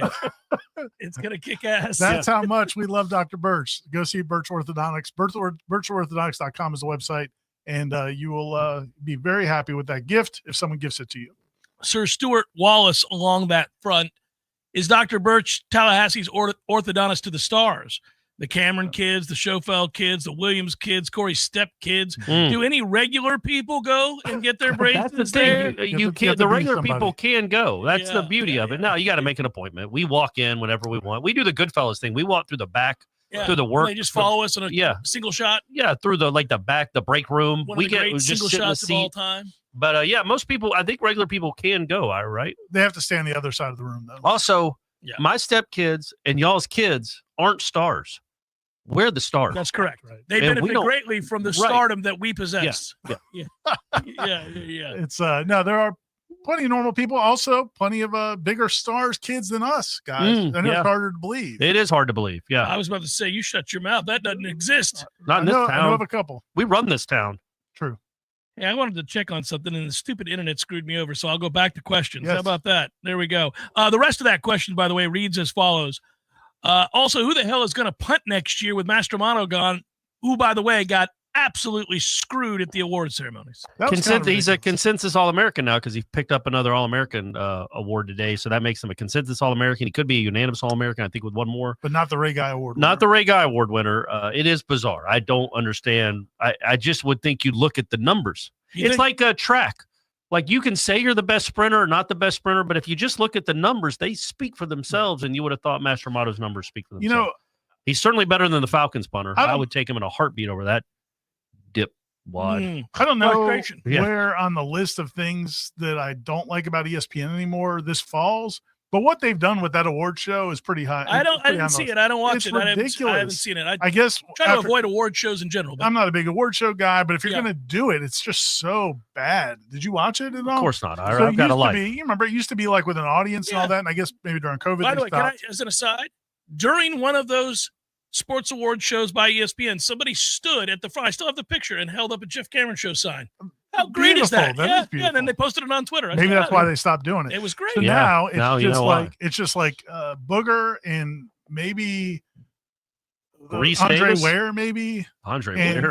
and bringing in the heavy hitters and Gandhi. Like it's just such a. Did you say Gandhi? What's his name? Gandhi's Gandhi, dead. Kevin and Gandhi. Gandhi's been dead. What's his name? Gandhi's been Kevin dead. and Gandhi. Pretty Kevin and famous. Gandhi, yeah. Pretty famous death, actually. It would be cool. It would have been cooler. Here's And then Gandhi. they're just sitting in a studio with no sound, just giving out awards, and but then they have That's the bizarre. winners. So they don't have people. They don't show the coaches in the No, it's crowd. just That's bizarre. For 2 hours, Yeah. just announcing awards. Like, why? Let them have their own banquets. So Go- Chris Allen doesn't host it anymore? no. Are all the players there? So for a few awards, they'll bring them in on Zoom with their family members and stuff. Oh, Like it's during the pandemic. It's really weird. Oh, yeah. And then I went to one of those. so they all know who won. Was it at the Wide World of Sports in Orlando? Yeah, and it was the year that, we all remember where we were when A.J. McCarron won the Maxwell Award over Jameis. But it was Aguayo won the Groza that year, I think. And AJ McCarron's mom ripping Jameis won like the Davey O'Brien Award or Has something. there anything better than A.J. McCarron winning anything? Yeah, he won the Maxwell Award for the best quarterback in the country, or the best player in the country. Sorry. I was there for that though. Well, that's even more rich. Yeah, The but it was best player in the country. it was a whole deal with like a couple hundred people in the audience used to be and a the thing. players there. And again, my only point, and we'll move on. I'm sorry, but just No, it's great. if you're not going to do a real show, then just don't do a show. Yeah, it's fine. Like it would Yeah. be so much better for the Ray Guy Award winner to be at a banquet for the Ray Guy, winning the Ray Guy, as opposed to on his couch, Like they on do Zoom. with the Bednarik or Butkus or something. It's just like 4:30 in the afternoon. You hear, oh, so and so won the Butkus. Like, oh, there you go. That's perfect. That's how it should be. It's the Bednarik. But it's Bednarik. It's Bednarik. Chuck Bednarik. It's Bednarik. You say tomato. Is he right? Oh, okay. I always thought it was Bednarik. Yeah. But I'm here to help. Thank you for that. It's not going to stop me. I've been saying it too long now to get it right. But maybe it's because the playoffs, like it's hard to get players that are up for those awards to leave their that's team. possible. But then do it Then over at Zoom. a different time. Yeah, or whatever. I got you. It's But terrible. nobody cares. It's awful. Noel Tiggety. Good day, gentlemen of sausage. With that, and what I consider the brilliant news of Daryl Jackson returning, can you fellas give some insight on some players from the 24 roster that could shine next year with the new system? Yeah, we can. We can do that. Who wants to lead? You want me to lead? You guys want to go? You can lead. Did you have a guy? I have a guy, but I don't think it's right. Okay. Well, because I don't think he's going to get a ton of touches, but I think he will be an actual part of the offense. Landon Thomas doesn't count. That's an obvious answer. I was going to say Mekhi Danzy. I think Gus Malzahn will figure out a way to use that speed. I like your answer. Good answer. Okay. Good answer. I could use several people on defense. I'll start with Blake Nicholson. There you go. I think we're going to get to competent linebacker coaching and within a scheme that is coordinated, and I think that's going to help an awful lot. Secondary guys are yours. I know you're going to do it. No, I like a bunch of those guys. Me too. I wonder. I was sitting there today when we were interviewing the new safeties coach. I'd like to know what they think about Shaheem. Is Shaheem back? I mean, he hasn't said he's not back. Okay. So where's he going to go? Yeah, you just transfer him. Well, he's out about. I mean, I know he has eligibility left, but he could. He's got to be a lot more physical. I'll tell you that. Yeah. And they should talk about that. So I'm just kind of curious, because I don't know enough about that defense to what the different roles are. And so to the question, like I think we're going to learn a lot about how those guys might fit in. But yeah, man, I like a lot of the young guys in the secondary. KJ Kirkland, Yeah. Kai Bates. I mean, there's a lot of guys that I'm like, ooh, physically, Charles, got some guys that could really. The line of scrimmage, though, we have no idea. None. How could we? None of them played. The ones that did play did not play well. But they're young. But got to get some other guys. But I would hope some of the guys from the line of scrimmage in the last two classes would actually be able to contribute this year. I also, and there are a couple of those guys on the defensive line. I'm curious. That's what I meant. Yeah. Both. Yeah. And KJ Sampson, I wonder what, I think he might be better as an end in this defense than maybe he was a tackle in the four line. We'll see. I mean, it's just, there's a lot of interesting possibilities. Panama Noles says, hello, fellas, and show enough. Thanks for all you do. Show enough caught on, by the way. Good. It's the Last Dragon reference, I assume. From last week. Yeah, Keith Cottrell texted me That's the a other day. great movie, guys. You should go. If you haven't seen it, it's the guy's name, the protagonist's name is Bruce Leroy, which is hilarious. It's a great name. Yeah. And he ends up the villain is a great villain. You're right. I don't want to spoil it. We're not going to spoil it. What are you doing? Yeah, my bad. It's wonderful though. Go watch it. It's pure 1984 nonsense. What happens at the end of? I was going to do it. I was going to bring up a movie because then we're going to end up talking. Sixth about Sense. Bruce Willis is in it. Bruce Willis is in the movie. Oh man, here we go. Panama Noel writes, "Hello, fellas, and show enough.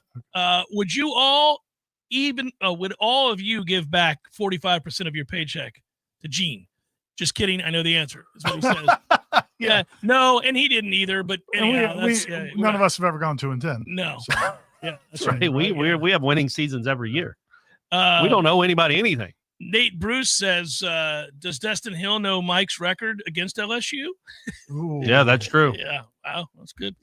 I think I have a feeling that Coach Kelly's under the gun there. They're a little frustrated. Aslan brought this up. Do you think Brian Kelly feels bad? Because he just gave $1 million. He's like, I'll match $1 million to our collective or our foundation or whatever. Mike Norvell's like, okay, I'll quadruple that, Brian. Make you look even cheaper. Brian's going to be like, we won 9 games. Yeah, I was going to say, well, you have to. You went 2-10. You got to do that. It's a really shrewd move by Mike Norvell and his people because there's some contingency in there. If they decide to try to fire him like in the next year or two, he'll get a lot of that money back. He also gets a lot of it back if they win 9 games. Yeah. So it's an investment in the program. So I get it. Like, if I leave, you're not keeping my money. You're not keeping my money. But it's I think it's it's good PR. It's good PR, but it's also helpful, I'm sure, for getting done what they want to get done. It's also nice that like the fans that pay for everything anyway get a little bit of a break because the head coach who's should be more invested than anyone actually gives some of his money back too. Happy holidays, gents, writes Jason. I've been buoyed by the hirings to the staff. FSU's finished to the recruiting cycle and bringing in Tommy Gunn, TM. My big concern is that. How about Tommy Run?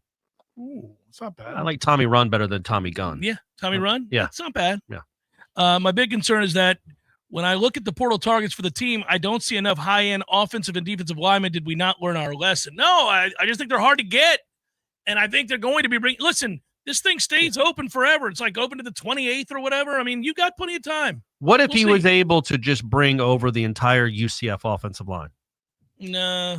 I mean – it'd be better than the crap we saw a year ago. Well, that's what I'm saying. It's a step up. Even if it's not a bunch of Alabama dudes, it's a step up. And he can coach them. I'm just saying anything is better than what we just watched. Another fascinating comment by him I thought that was really good was Herb Hand. Another answer to an Aslan question.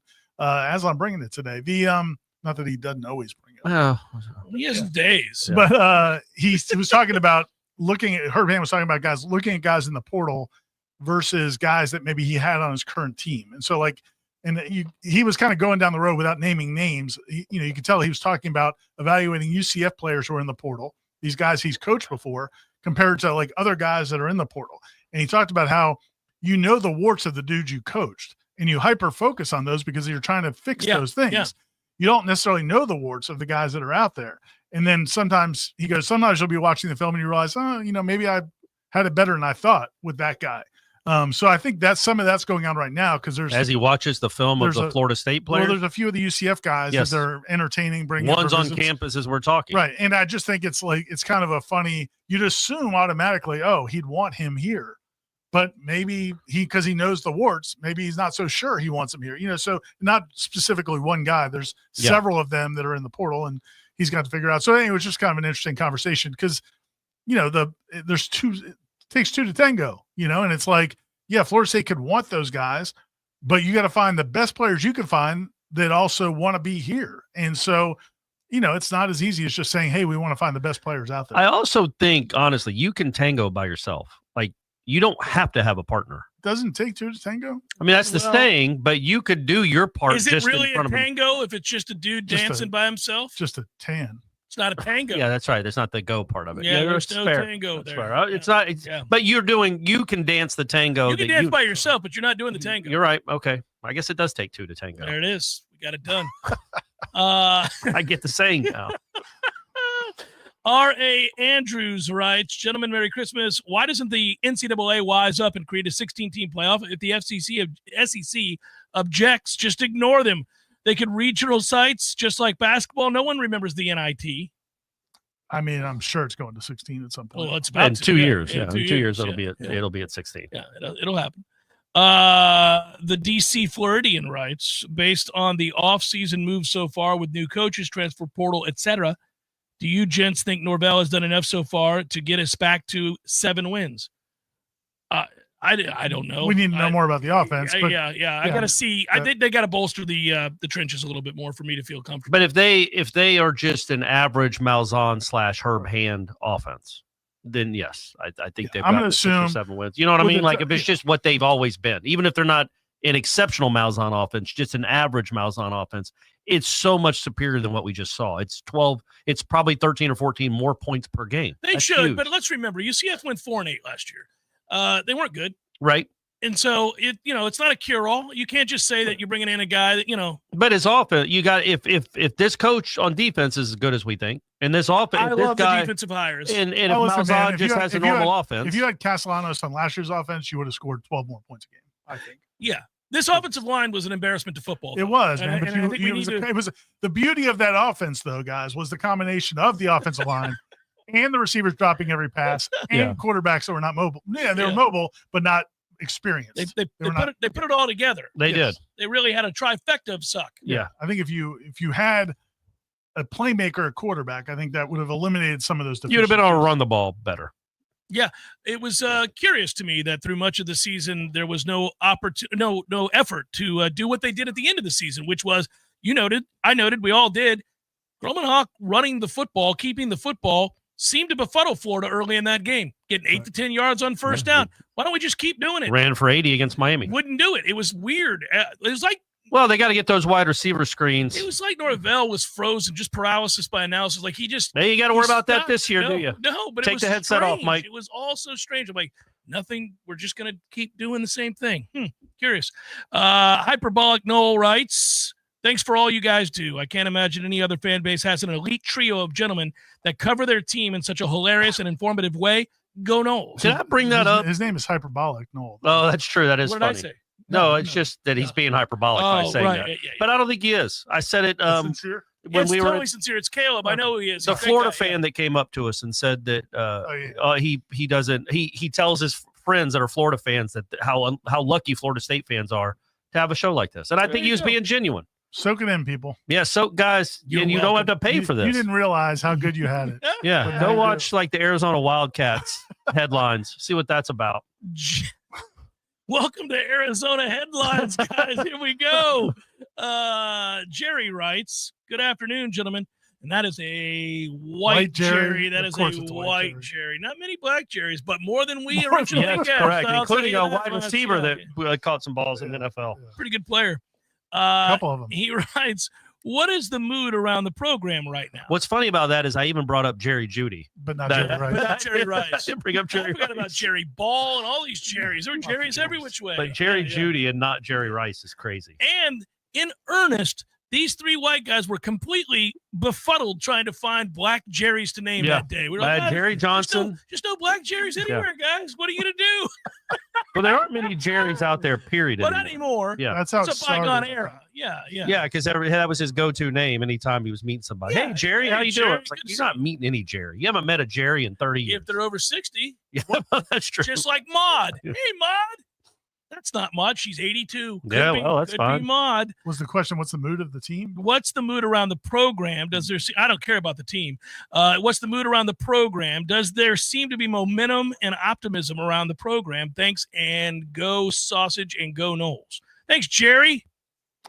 I think it mirrors kind of where we are. And I think if you listen to the tone of this versus maybe the tone of the show a month ago, it's just, man, there is some excitement about there's a new day ahead. Yeah. And so, I think that's what you're seeing around the athletic department. Now, there's concerns because, that just happened. Yeah. And it's real, and they have to deal with the repercussions of it probably all the time.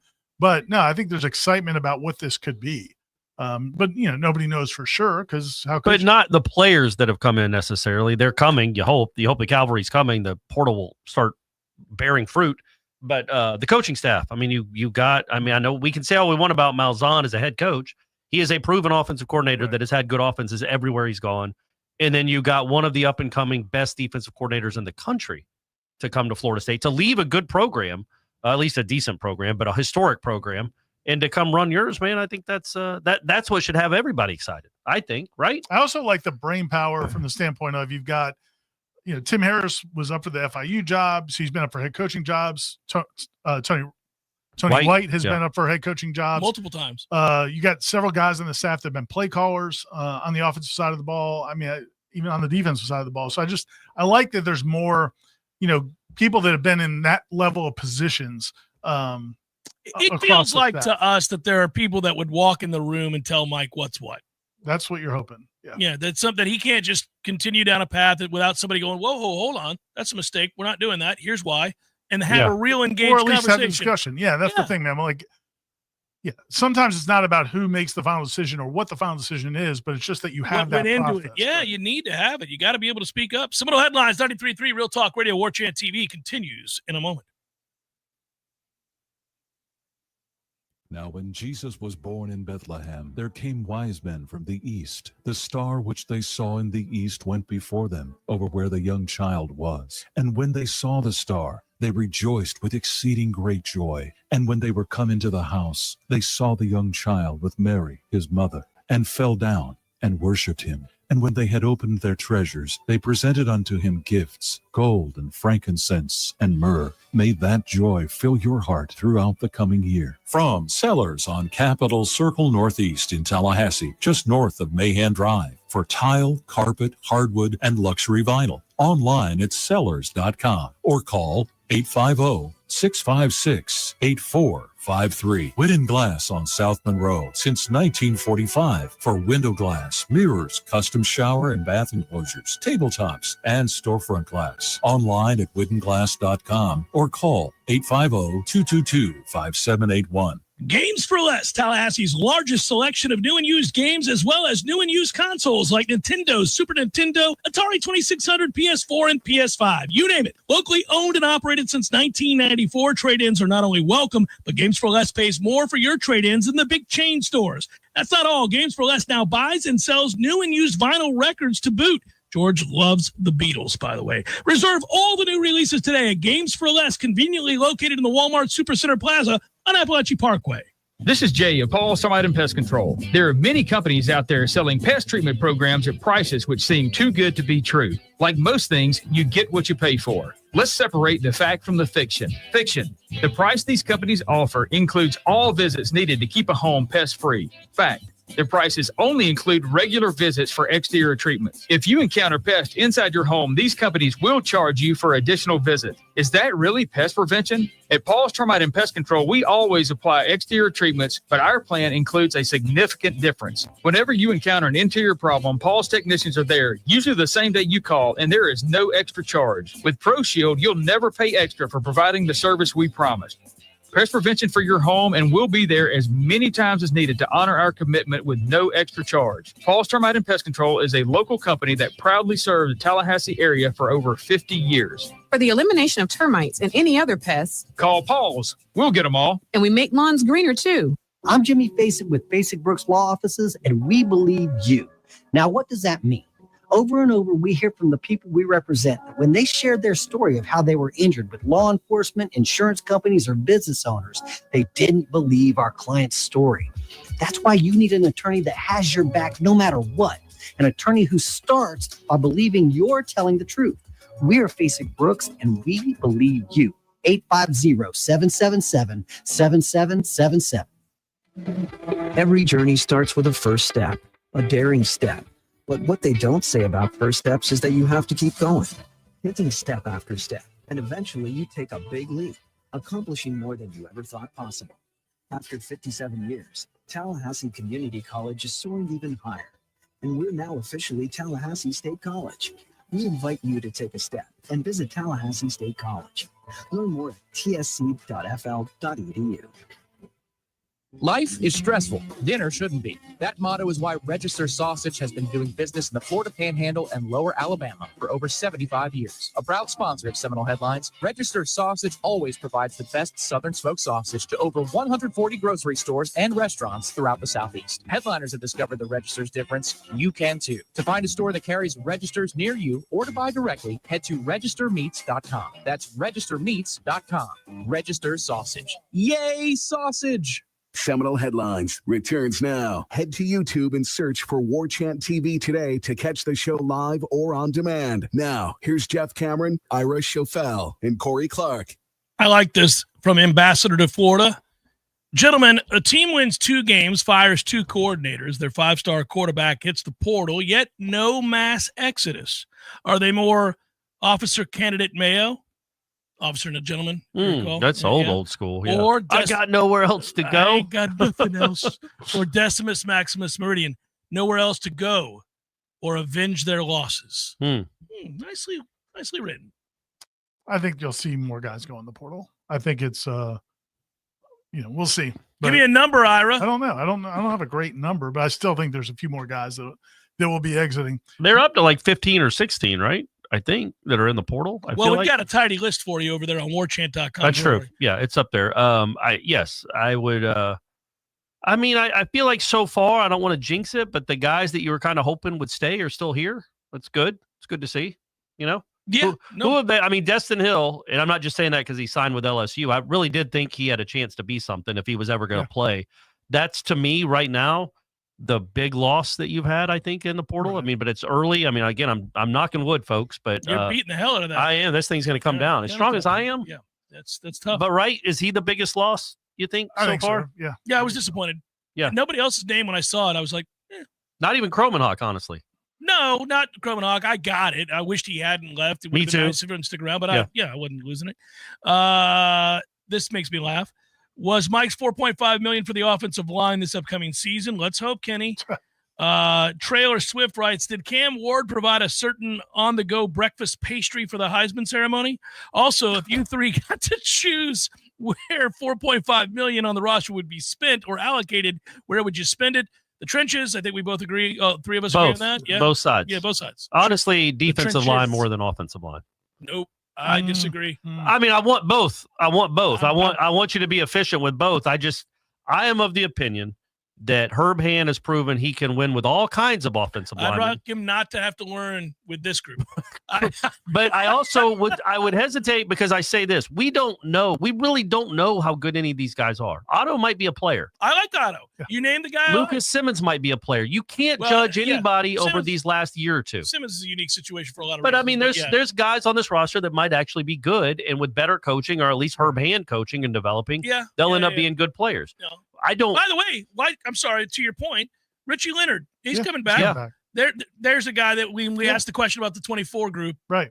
Yeah. There you go. There you go. Yeah. So that's what I'm saying. I think there's some. But the defensive line, there's nothing proven other than the guy you just got yesterday. I guess those guys aren't proven either. But I'm just of the opinion that Herb Hand and Malzahn will figure out a way to run the ball. They're going to figure out a way to run the ball. Walter's is asking a dated question now that we have the answer. It was about DJU, but he is he's put his name in for the draft. It was something along the lines of, are we worried he's coming back because nobody wants him? If he gets drafted, like say in the 6th round, somebody takes the flyer, that counts as a Florida State draft pick, there you right? go, yeah. You just add that add it to the ledger when you're talking to kids and recruits. Yeah, like look, Coach, wait a minute, does that include DJU? Yeah, it's another him and Jordan Travis back-to-back years, back-to-back quarterbacks being drafted. He'll be right there with McKenzie and Everett Golson as the 1 year Florida State. Oh yeah, but they weren't drafted. Yeah. First name. You don't think DJ's going to be drafted? We'll see. He might. Measurables, man. He's going to throw 80 yards at the combine. First name John writes, after going 2-10, I imagine the bar is pretty low for an hour number 2 from Corey. What would it take for next year? Ooh, no, I think it can. It's a great question. Alabama? It's a fair question. Yeah. Let me say this, by the way. So I've not come around to what you guys are saying, but if you don't cancel the Alabama game, I think both of you would appreciate just win it. Play a week 0 game. How about that? You can't just do that, though, is what I'm saying. Why not? You have to play a team. There's only certain teams that get to play a week 0 game, so you have to play one of them. Like, is Texas A&M Commerce one of those teams? I don't know. Wouldn't They're it playing in behoove? Hawaii. Can I just say this? There's They had the record for the most season opening losses in the country. They had the record until they played Duquesne in 2022. From that Duquesne game, they went 23-3 over the next 26 games because they opened with a win. That momentum. That's what it was. For our whole It changed lifetimes, their fortunes. for our whole lifetimes, it felt like Florida State was always 0-1. But that Duquesne game, just sneaking that in before LSU, got you a little momentum, got you your feet on the ground, got your feet wet. I feel like you switch Texas A&M Commerce to week 0, or you or Kent State, make one of them your week 0 game, then I'm perfectly fine with Alabama. Comments, questions? Yeah, I'd like you to maybe, I don't know, man, address some of your fears. Like you got on a plane this year. That was nice. I was drugged up the whole. I'll be drugged up for the Alabama game. You get loose. It's probably a primetime game. That's fine. Absolutely. You want to see that, Corey? The 2 Xanax, not even know what just state I'm in. passed out on Yeah, the just passed out bus row. beside you. I remember running into you at a restaurant in Dublin, Ireland, and That night. you were beleaguered. Dude, that night, he was ridiculous. It that made night. no sense. Yeah. It was just gibberish. Yeah. I gave him a hug. He doesn't remember it. Yeah, I remember some parts of that night. Yeah, I saw you. I was like, hey, that's not Has this all been a dream this last 4 months? Here we are. We're getting set to go to Dublin next week. Are you excited? You're still flying. All You're just right, asleep. great, Do you man. like our chances? You to guys go to wouldn't Georgia believe this dream I had. I had this crazy nightmare that Florida State went 2-10 and couldn't beat anyone. Did you ever see the show St. Elsewhere back in the day? I mean, I know how it ended. Yeah. It was the worst ending of all time. They were all in a snow globe. Yeah. Anyhow, that's you. You're waking up. We're about ready to play Georgia Tech. All right, That's man. what- All it's your right. back. DJ U's, DJ U's looking good. I like the way they run the ball. Do you believe that TC can beat Alabama in game 1? How about game 2? That's the better question. If they lose that game, does the team unravel? Yikes. No, they will. Yes, I do believe he can beat them. And no, I don't think I think he's as good as the Vanderbilt quarterback. Can I say that? Yeah, man. No, I think he's good. I think Pavia. I'm not qualified. I don't think he's not great as a passer, but I think he's going to be a really good college quarterback, especially with an offense built around him. He gets first downs. He moves the ball. He has proven he can do that. Yeah, I mean, the other thing I'm excited about with him is I think this offense lacked any sort of alpha energy. You know, they had no leadership. Yeah. And they had nobody that really you could rally around because, you know, like nobody had really done it before. And so many of the except Toafili, right? And he was just kind of a role player and not a talkative you can't guy. ride him. Yeah. But the thing about Castanos is if you watch him play, and I mean, going back to when he was in high school, his high school coach talked a lot about this, how he's just the kid. He's just got charisma and energy and excitement and confidence. That's what you want. I mean, like you need a guy like that. Didn't have it at the position last year. Yeah, 100%. No, they did not. And you know, it doesn't always have to be the quarterback, but it's good if it's the quarterback. And yeah, man, I think he's the kind of kid I think that can elevate other people. Fun question for all three of us. I think I know the answer, but I'm intrigued to see what you guys are going to say. All right. Justin writes, you each get 10 swings against Jamie Arnold. He tells you the pitch ahead of time. I mean, and it's a guaranteed strike, so you know it's going to be in the zone. If you even get a foul tip, you win $10,000. Okay. If you whiff all 10, you have to tackle Greg Jones. Would you take the Greg Jones today, though? I'm not tackling Greg Jones ever. But no, I think for the 2002 Greg Jones. Listen, I'm telling you right now, I'm foul tipping that ball. If you're telling me, but you're willing to put your money on the line because you might have to tackle 2002 I might have Greg to Jones. tackle Greg Jones, and it's okay. And do I get to be 2002 me? But here's yeah, dude, does that matter? Yes. I mean, you're an athlete. I get it. Yeah. But no, you don't. You're still you. Oh, you're you today. I'm me current. Yes. Yeah. Ooh, that's a toughie. It would suck, but no, I'm taking that chance. I'd give it a chance, but not very confident. There's no way I'd do that. I'd be like, no, I don't need 10. I would not need. Corey, no. you played baseball. I played baseball. I would put. Yeah. I would also. Come on now. My effort to tackle Greg Jones would look a lot like the 2024 Florida State. I think it should be something else, something more. I mean, yes, correct. I'm trying to. You could try to push him out of bounds. Hold on a second. Hold on. I put my whole body in front of him. Guys, stop for a second, man. The strike zone is tight, especially if it's a major league strike zone. Let's just put it that way.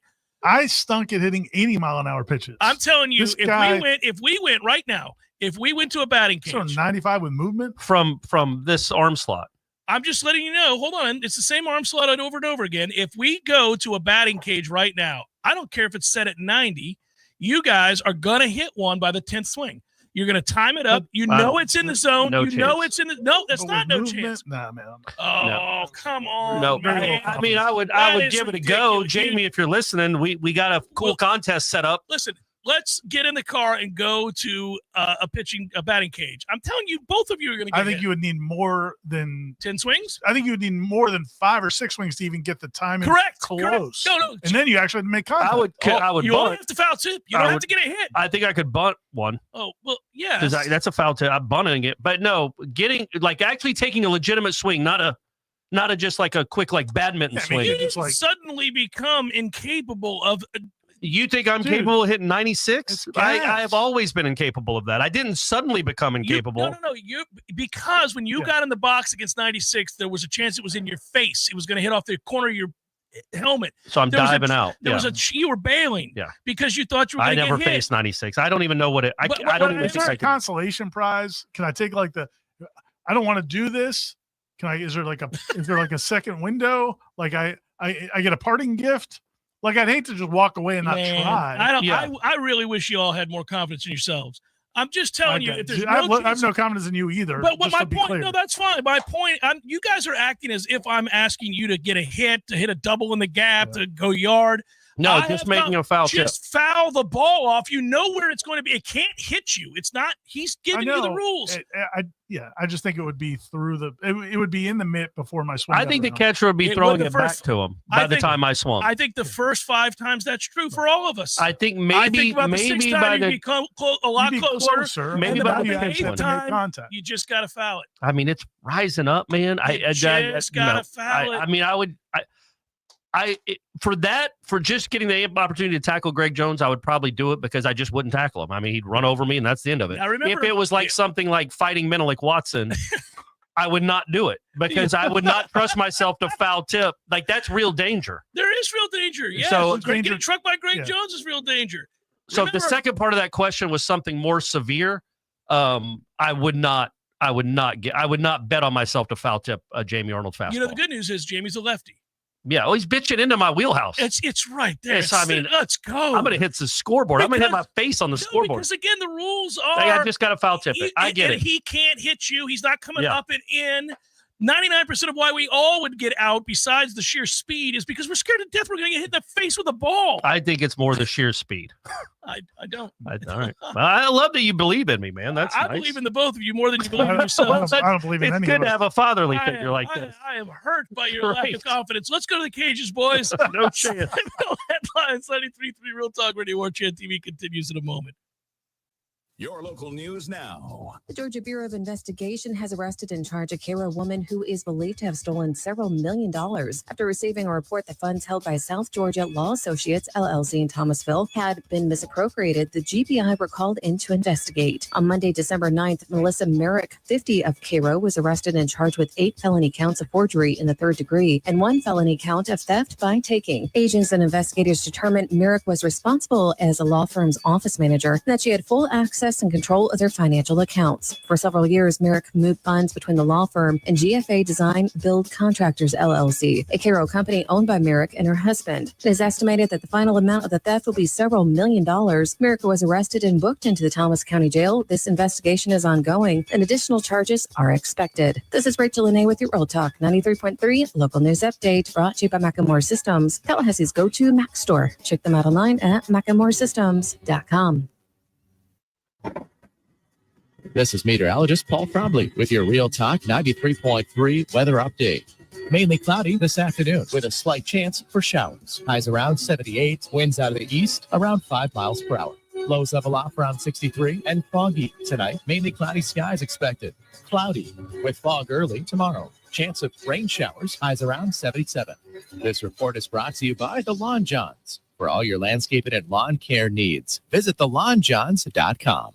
Right now, it's 70 degrees. The best happy hour in the city is at Café de Martín and El Bar. All day, every day, you can find great deals at Café de Martín while enjoying the best outdoor seating Tallahassee has to offer. Sip away on 2-for-1 house wines, Castanos, and margaritas all day long, Monday through Thursday. Plus 2-for-1 pisco sours and margaritas on Fridays and Saturdays, and 2-for-1 mimosas for Sunday brunch. Come join us at Café de Martín, where every hour is happy hour, in the Esposito Shopping Center on Capitol Circle Northeast.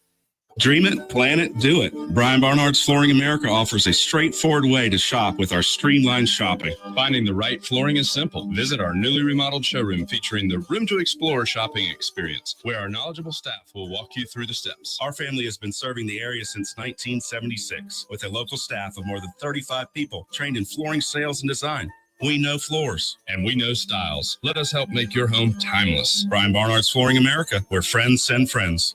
Life is stressful. Dinner shouldn't be. That motto is why Register Sausage has been doing business in the Florida Panhandle and Lower Alabama for over 75 years. A proud sponsor of Seminole Headlines, Register Sausage always provides the best Southern smoked sausage to over 140 grocery stores and restaurants throughout the Southeast. Headliners have discovered the Register's difference. You can too. To find a store that carries Registers near you or to buy directly, head to registermeats.com. That's registermeats.com. Register Sausage. Yay, sausage! Seminole Headlines returns now. Head to YouTube and search for Warchant TV today to catch the show live or on demand. Now, here's Jeff Cameron, Ira Schofel, and Corey Clark.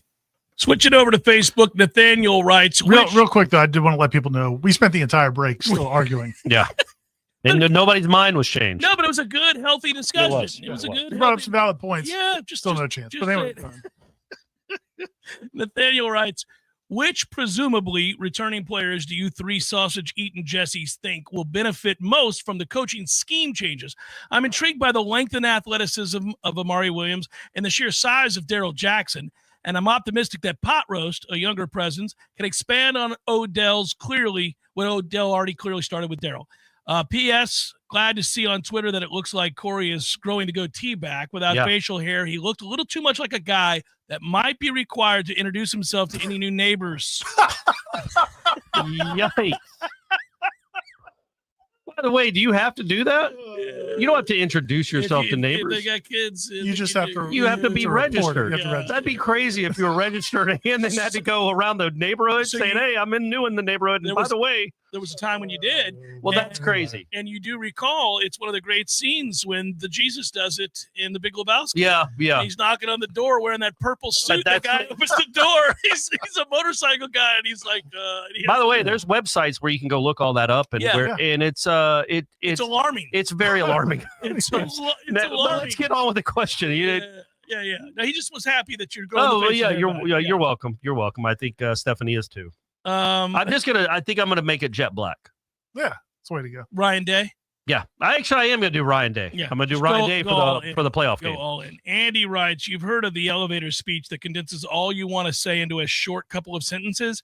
When friends ask what the hell happened about this football season, what's your best elevator speech condensed answer? And I've had to give it a lot. Yeah, I think we all have. The answer is they couldn't run the ball.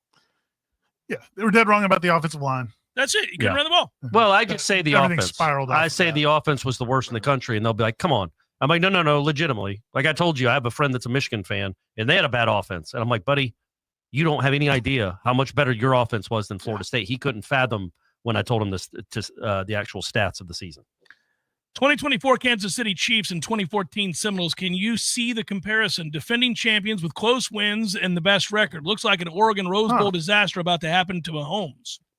Actually, yeah, it's funny. He's doubled the interceptions. He's had one 300-yard passing game this year. They win with defense. It is intriguing in the sense that they would be expected to be so much more, much the way the 2014 team came into the season expecting to be so much more. I'm sad about Jameis. I was really hoping. It was an ugly day. You know what sucks for him, honestly, and now he's going to be benched right when they're about to play a bad defense. Not get another start. But it's like he had to play against like good I mean, the Saints aren't good, but he beat Baltimore. Baltimore's not a bad defense. Then he had to go play. Denver has a good defense. The Chiefs have one of the best defenses in the league. The Steelers, he had to play twice, and they have one of the best defenses in the league. It's like, okay, now it softens up. He gets the Bengals, who have one of the worst defense and it's like, no, now we're going to start the other guy. Thanks for wearing the lumps against the best defenses on our schedule. Yeah. I mean, look, he is what he is. Yeah. But it would have been he deserved to have a 3 touchdown, 1 interception game against the Bengals for 330, and he's not going to be able to because they're going to start. But I think the only counter nobody to that, does well against the Chiefs defense. The counter to that would be though that they know he's capable of having the best game in any given Sunday. Like any given Sunday, Jameis might throw up 400 yards and 4 touchdowns. He also might single-handedly lose a football game against a sub 500 team. Yeah. I think everybody knows. But he hadn't gotten those. Point, we know who he is. The last 4 games have been the Steelers twice, the Broncos in Denver in the snow, and then the snow was the Steelers game, and then the Chiefs. It's like he finally gets to play a crappy team with a crappy defense, and it's like, oh, now he's going to be benched. Well, all right, great. Problem is some of those interceptions were hideous. Well, there he does. That's what he does. That's what he does. That was the toughie. But luckily for the Chiefs, it's not a beauty test in the NFL. The wins still matter, and they're still right now going to be the number 1 seed in the AFC. Yeah, they've only got 1 loss. Yeah, they may end up getting tracked down though. Yeah, they got to lose though. Right now, there's a good chance they will because I don't think Mahomes is going to play this week, and I don't know why you would play him this week. And they're playing 3 games in 11 days. That's a toughie. They're playing on Saturday. Did you know that, Ira? Yeah. The Chiefs are playing on Saturday. Hey boys, the college football playoff starts Friday. But isn't it just like the NFL? Probably the biggest single day in our lifetimes for college football is Saturday with 3 playoff games. It's never been happened. In the NFL, it's like, you know what? We want to have a game too. All right, we'll still train all your minor league athletes for you for 3 years, but you can just urinate all over our big day. Well, they've been doing that for some time. I know. Remember they It's wouldn't the play on NFL, Fridays because of high school football. Remember that? That used to happen back in the day. So, by the way, I didn't see it last night. Did you? Did you watch or over the weekend? Did you watch any of the bowl games? There was South Alabama played Western Michigan. No. Memphis and West Virginia played tonight. Yeah, in Florida plays Friday. Florida plays Friday. We got 2 games tomorrow. Playing a bowl game in mid-December. That's embarrassing. Western Kentucky and James Madison play. It should be noted that's on Wednesday, and that is at the FSU FAU Stadium in Boca Raton, which is signing a $22.5 million partnership deal with Flagler College, and they are about to reap in the money. For what? Oh, for a naming rights thing? Yes. Oh. Let's go, FSU, with your broke ass. Let's go. Spanx Stadium. It's pretty simple. No, Kev had a contribution. I'm not reading the last sentence of it, but he says, watching my poor Falcons play Vegas last night was like watching FSU win versus Cal. It really was. Honestly, that Raiders offense, I felt better about FSU after the Cal game than I did the Falcons. Well, but watching the Raiders last night, I was like, this could happen in the NFL too. I mean, their offense looks like Florida State's. Yeah, it's hideous, and Ritter sucks, and you have a lot of problems there. And they, even all the other guys they've started, but sucks they'll do too. the same thing. And they let them block every kick, and they'll just turn and throw the 1 yard pass that goes nowhere. Yeah.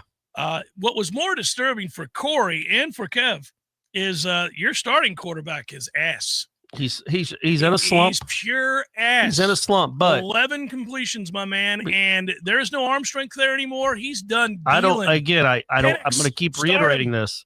He got the win. He got the dub.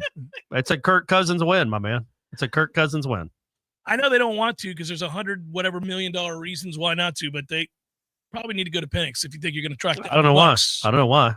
I think he's on a 1 game winning streak. Eating W's. It's all he does is eat W's. On a serious note, do they know, or do we know? Discussions had to have happened. This is going to happen all over college football. This was announced today with FAU. $22.5 million from Flagler College. It's also 15 years. I want you to put that. The fine print is it's over 15 years. Yeah, so it's $1.4 million. It's $1.4 million to bring in the best left tackle in football. Corey, let's go. Yeah, no, this. Evaluating whether or not they're going to sell the naming rights to Doak and also the Tucker Center is something they've been talking about for a long time. I don't know of anything imminent. Yeah. But it's not like it's totally off the radar, but I also don't think it's something they're jumping to do. They feel like they're one of the few left that are named after a person, especially the center, the Civic Center. You could definitely get some naming rights there. Well, you should absolutely get naming rights there. You should do it. Who gives a damn about the Tucker Center? Pitbull. Called the Pitbull Arena. This is what Corey did like 10 years ago. Corey and Aslan ripped Tucker on Waco. Well, I'm not ripping him. Well, you just said who gives He's a damn. He's a Gator anyhow, so let's move it along. Exactly what he said. and it's not true. Because we got the email from the family. Like he went to UF, but he's a huge FSU supporter and helped them get the money for it. But he's a big he was an FSU supporter. Yes. Clearly, he wants the best for the program. Well, they need some money. They need some money. Tucker and the Tuckers aren't ponying up. Yeah, let's go. You could you could call it the such and such at the Tucker Center. Yeah, there you still go. keep it. You still honor him. That's what I'm saying. Yeah. I'm not saying erase it for eternity. Pitbull Arena. I don't give a damn, but I would just to make it feel better for the family. Yeah. I would say, all right, fine. It's the Dogecoin Chick-fil-A at the Tucker Center Arena or whatever. I'm all for it, man. Sell it. Yeah, get some money out of that thing. Chris says, have you all seen that dual threat San Diego State kid sling the rock in the FCS playoffs? Or SDSU kid? That's South Dakota State, Jeff.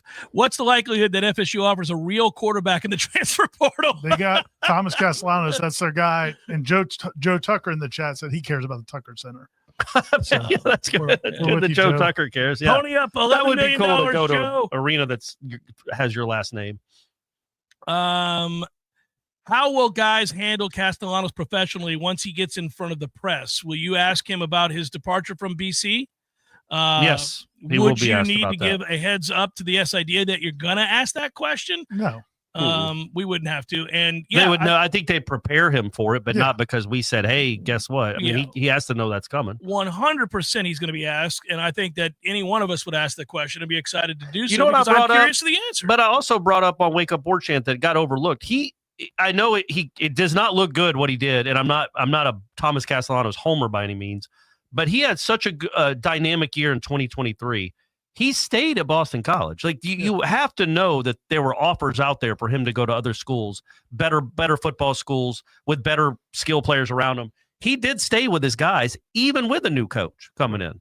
And clearly it was a mistake. He should have left because that offense didn't. And I've got a friend who's connected to that team, and I posted it on our tribal council last week, but I'll just share it here as well. But yeah, I mean, the whole situation was the offense was not going to be built around Castellanos. It was trying to put him into a square peg in a round hole, trying to make him run this pro style offense. It didn't go great. Then when he finally gets benched, he ends up leaving the team.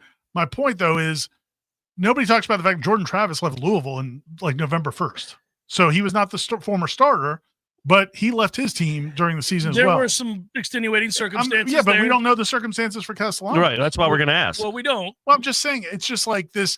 We're not. People act like it's like this cardinal sin that like we can never talk to him again. Guys leave teams. It's happened. Yeah, it shouldn't happen if nothing extenuating, to your point, happened. If it's just you're unhappy, wait it out and ride. Yeah, you got 2 weeks and then you can bounce. Wait it out and ride. But if it's something more, which we'll find out, then maybe so. I mean, well, he probably is not going to go into detail. I'm just saying this idea that like you can never take a player who left a team. Well, that's not the idea, but it's a bit of a concern when you leave with 2 games left. That's all. That's not normal. You can say it's normal. It's not normal. I'm not saying it's normal. So he got benched and left the team. That's what people have a problem with, but we don't know what was happening behind the scenes. I'm also just saying people that are listening to this don't know what happened with Jordan Travis at Louisville. Right. But he left November 1st. Well, he was 3rd or 4th string. But he's still on the team. You're a part of the team. Correct, you're not a part of the team. Yeah. Well, and I've always said Jordan Travis sucked, and I've never liked him. Just saying, he's a bad the person. selective reasons people come up for why they don't like it. Just I think there's 2 things here. I think these both can be true. You're not saying that you're upset with people who have a problem with this. No, I'm just saying, but like acting like there are people, and I'm not saying this question, but there are people who act like, well, they label somebody a quitter when you don't know what the circumstances were, and the fact that the guy again was, he did stick around after 2023 when he was offered better places. He could have gone somewhere else. We'll get a chance to talk to him, right. guys. I do appreciate that he stayed with O'Brien and stayed with his boys. Happy Hanukkah, Merry Christmas to everybody for headlines. Happy New Year's. Happy New Year's as everything. well. Happy everything. Happy all the things. Yeah, all the things. And for Corey and Ira, I'm Jeff. Thanks so much. We really do appreciate you very, very much for listening all year long. And we'll be back with you right after New Year's. Another edition. Can't wait. Until then, say goodbye, everybody. That's it. That's all. Peace. Bonus hour, JCS, coming up next.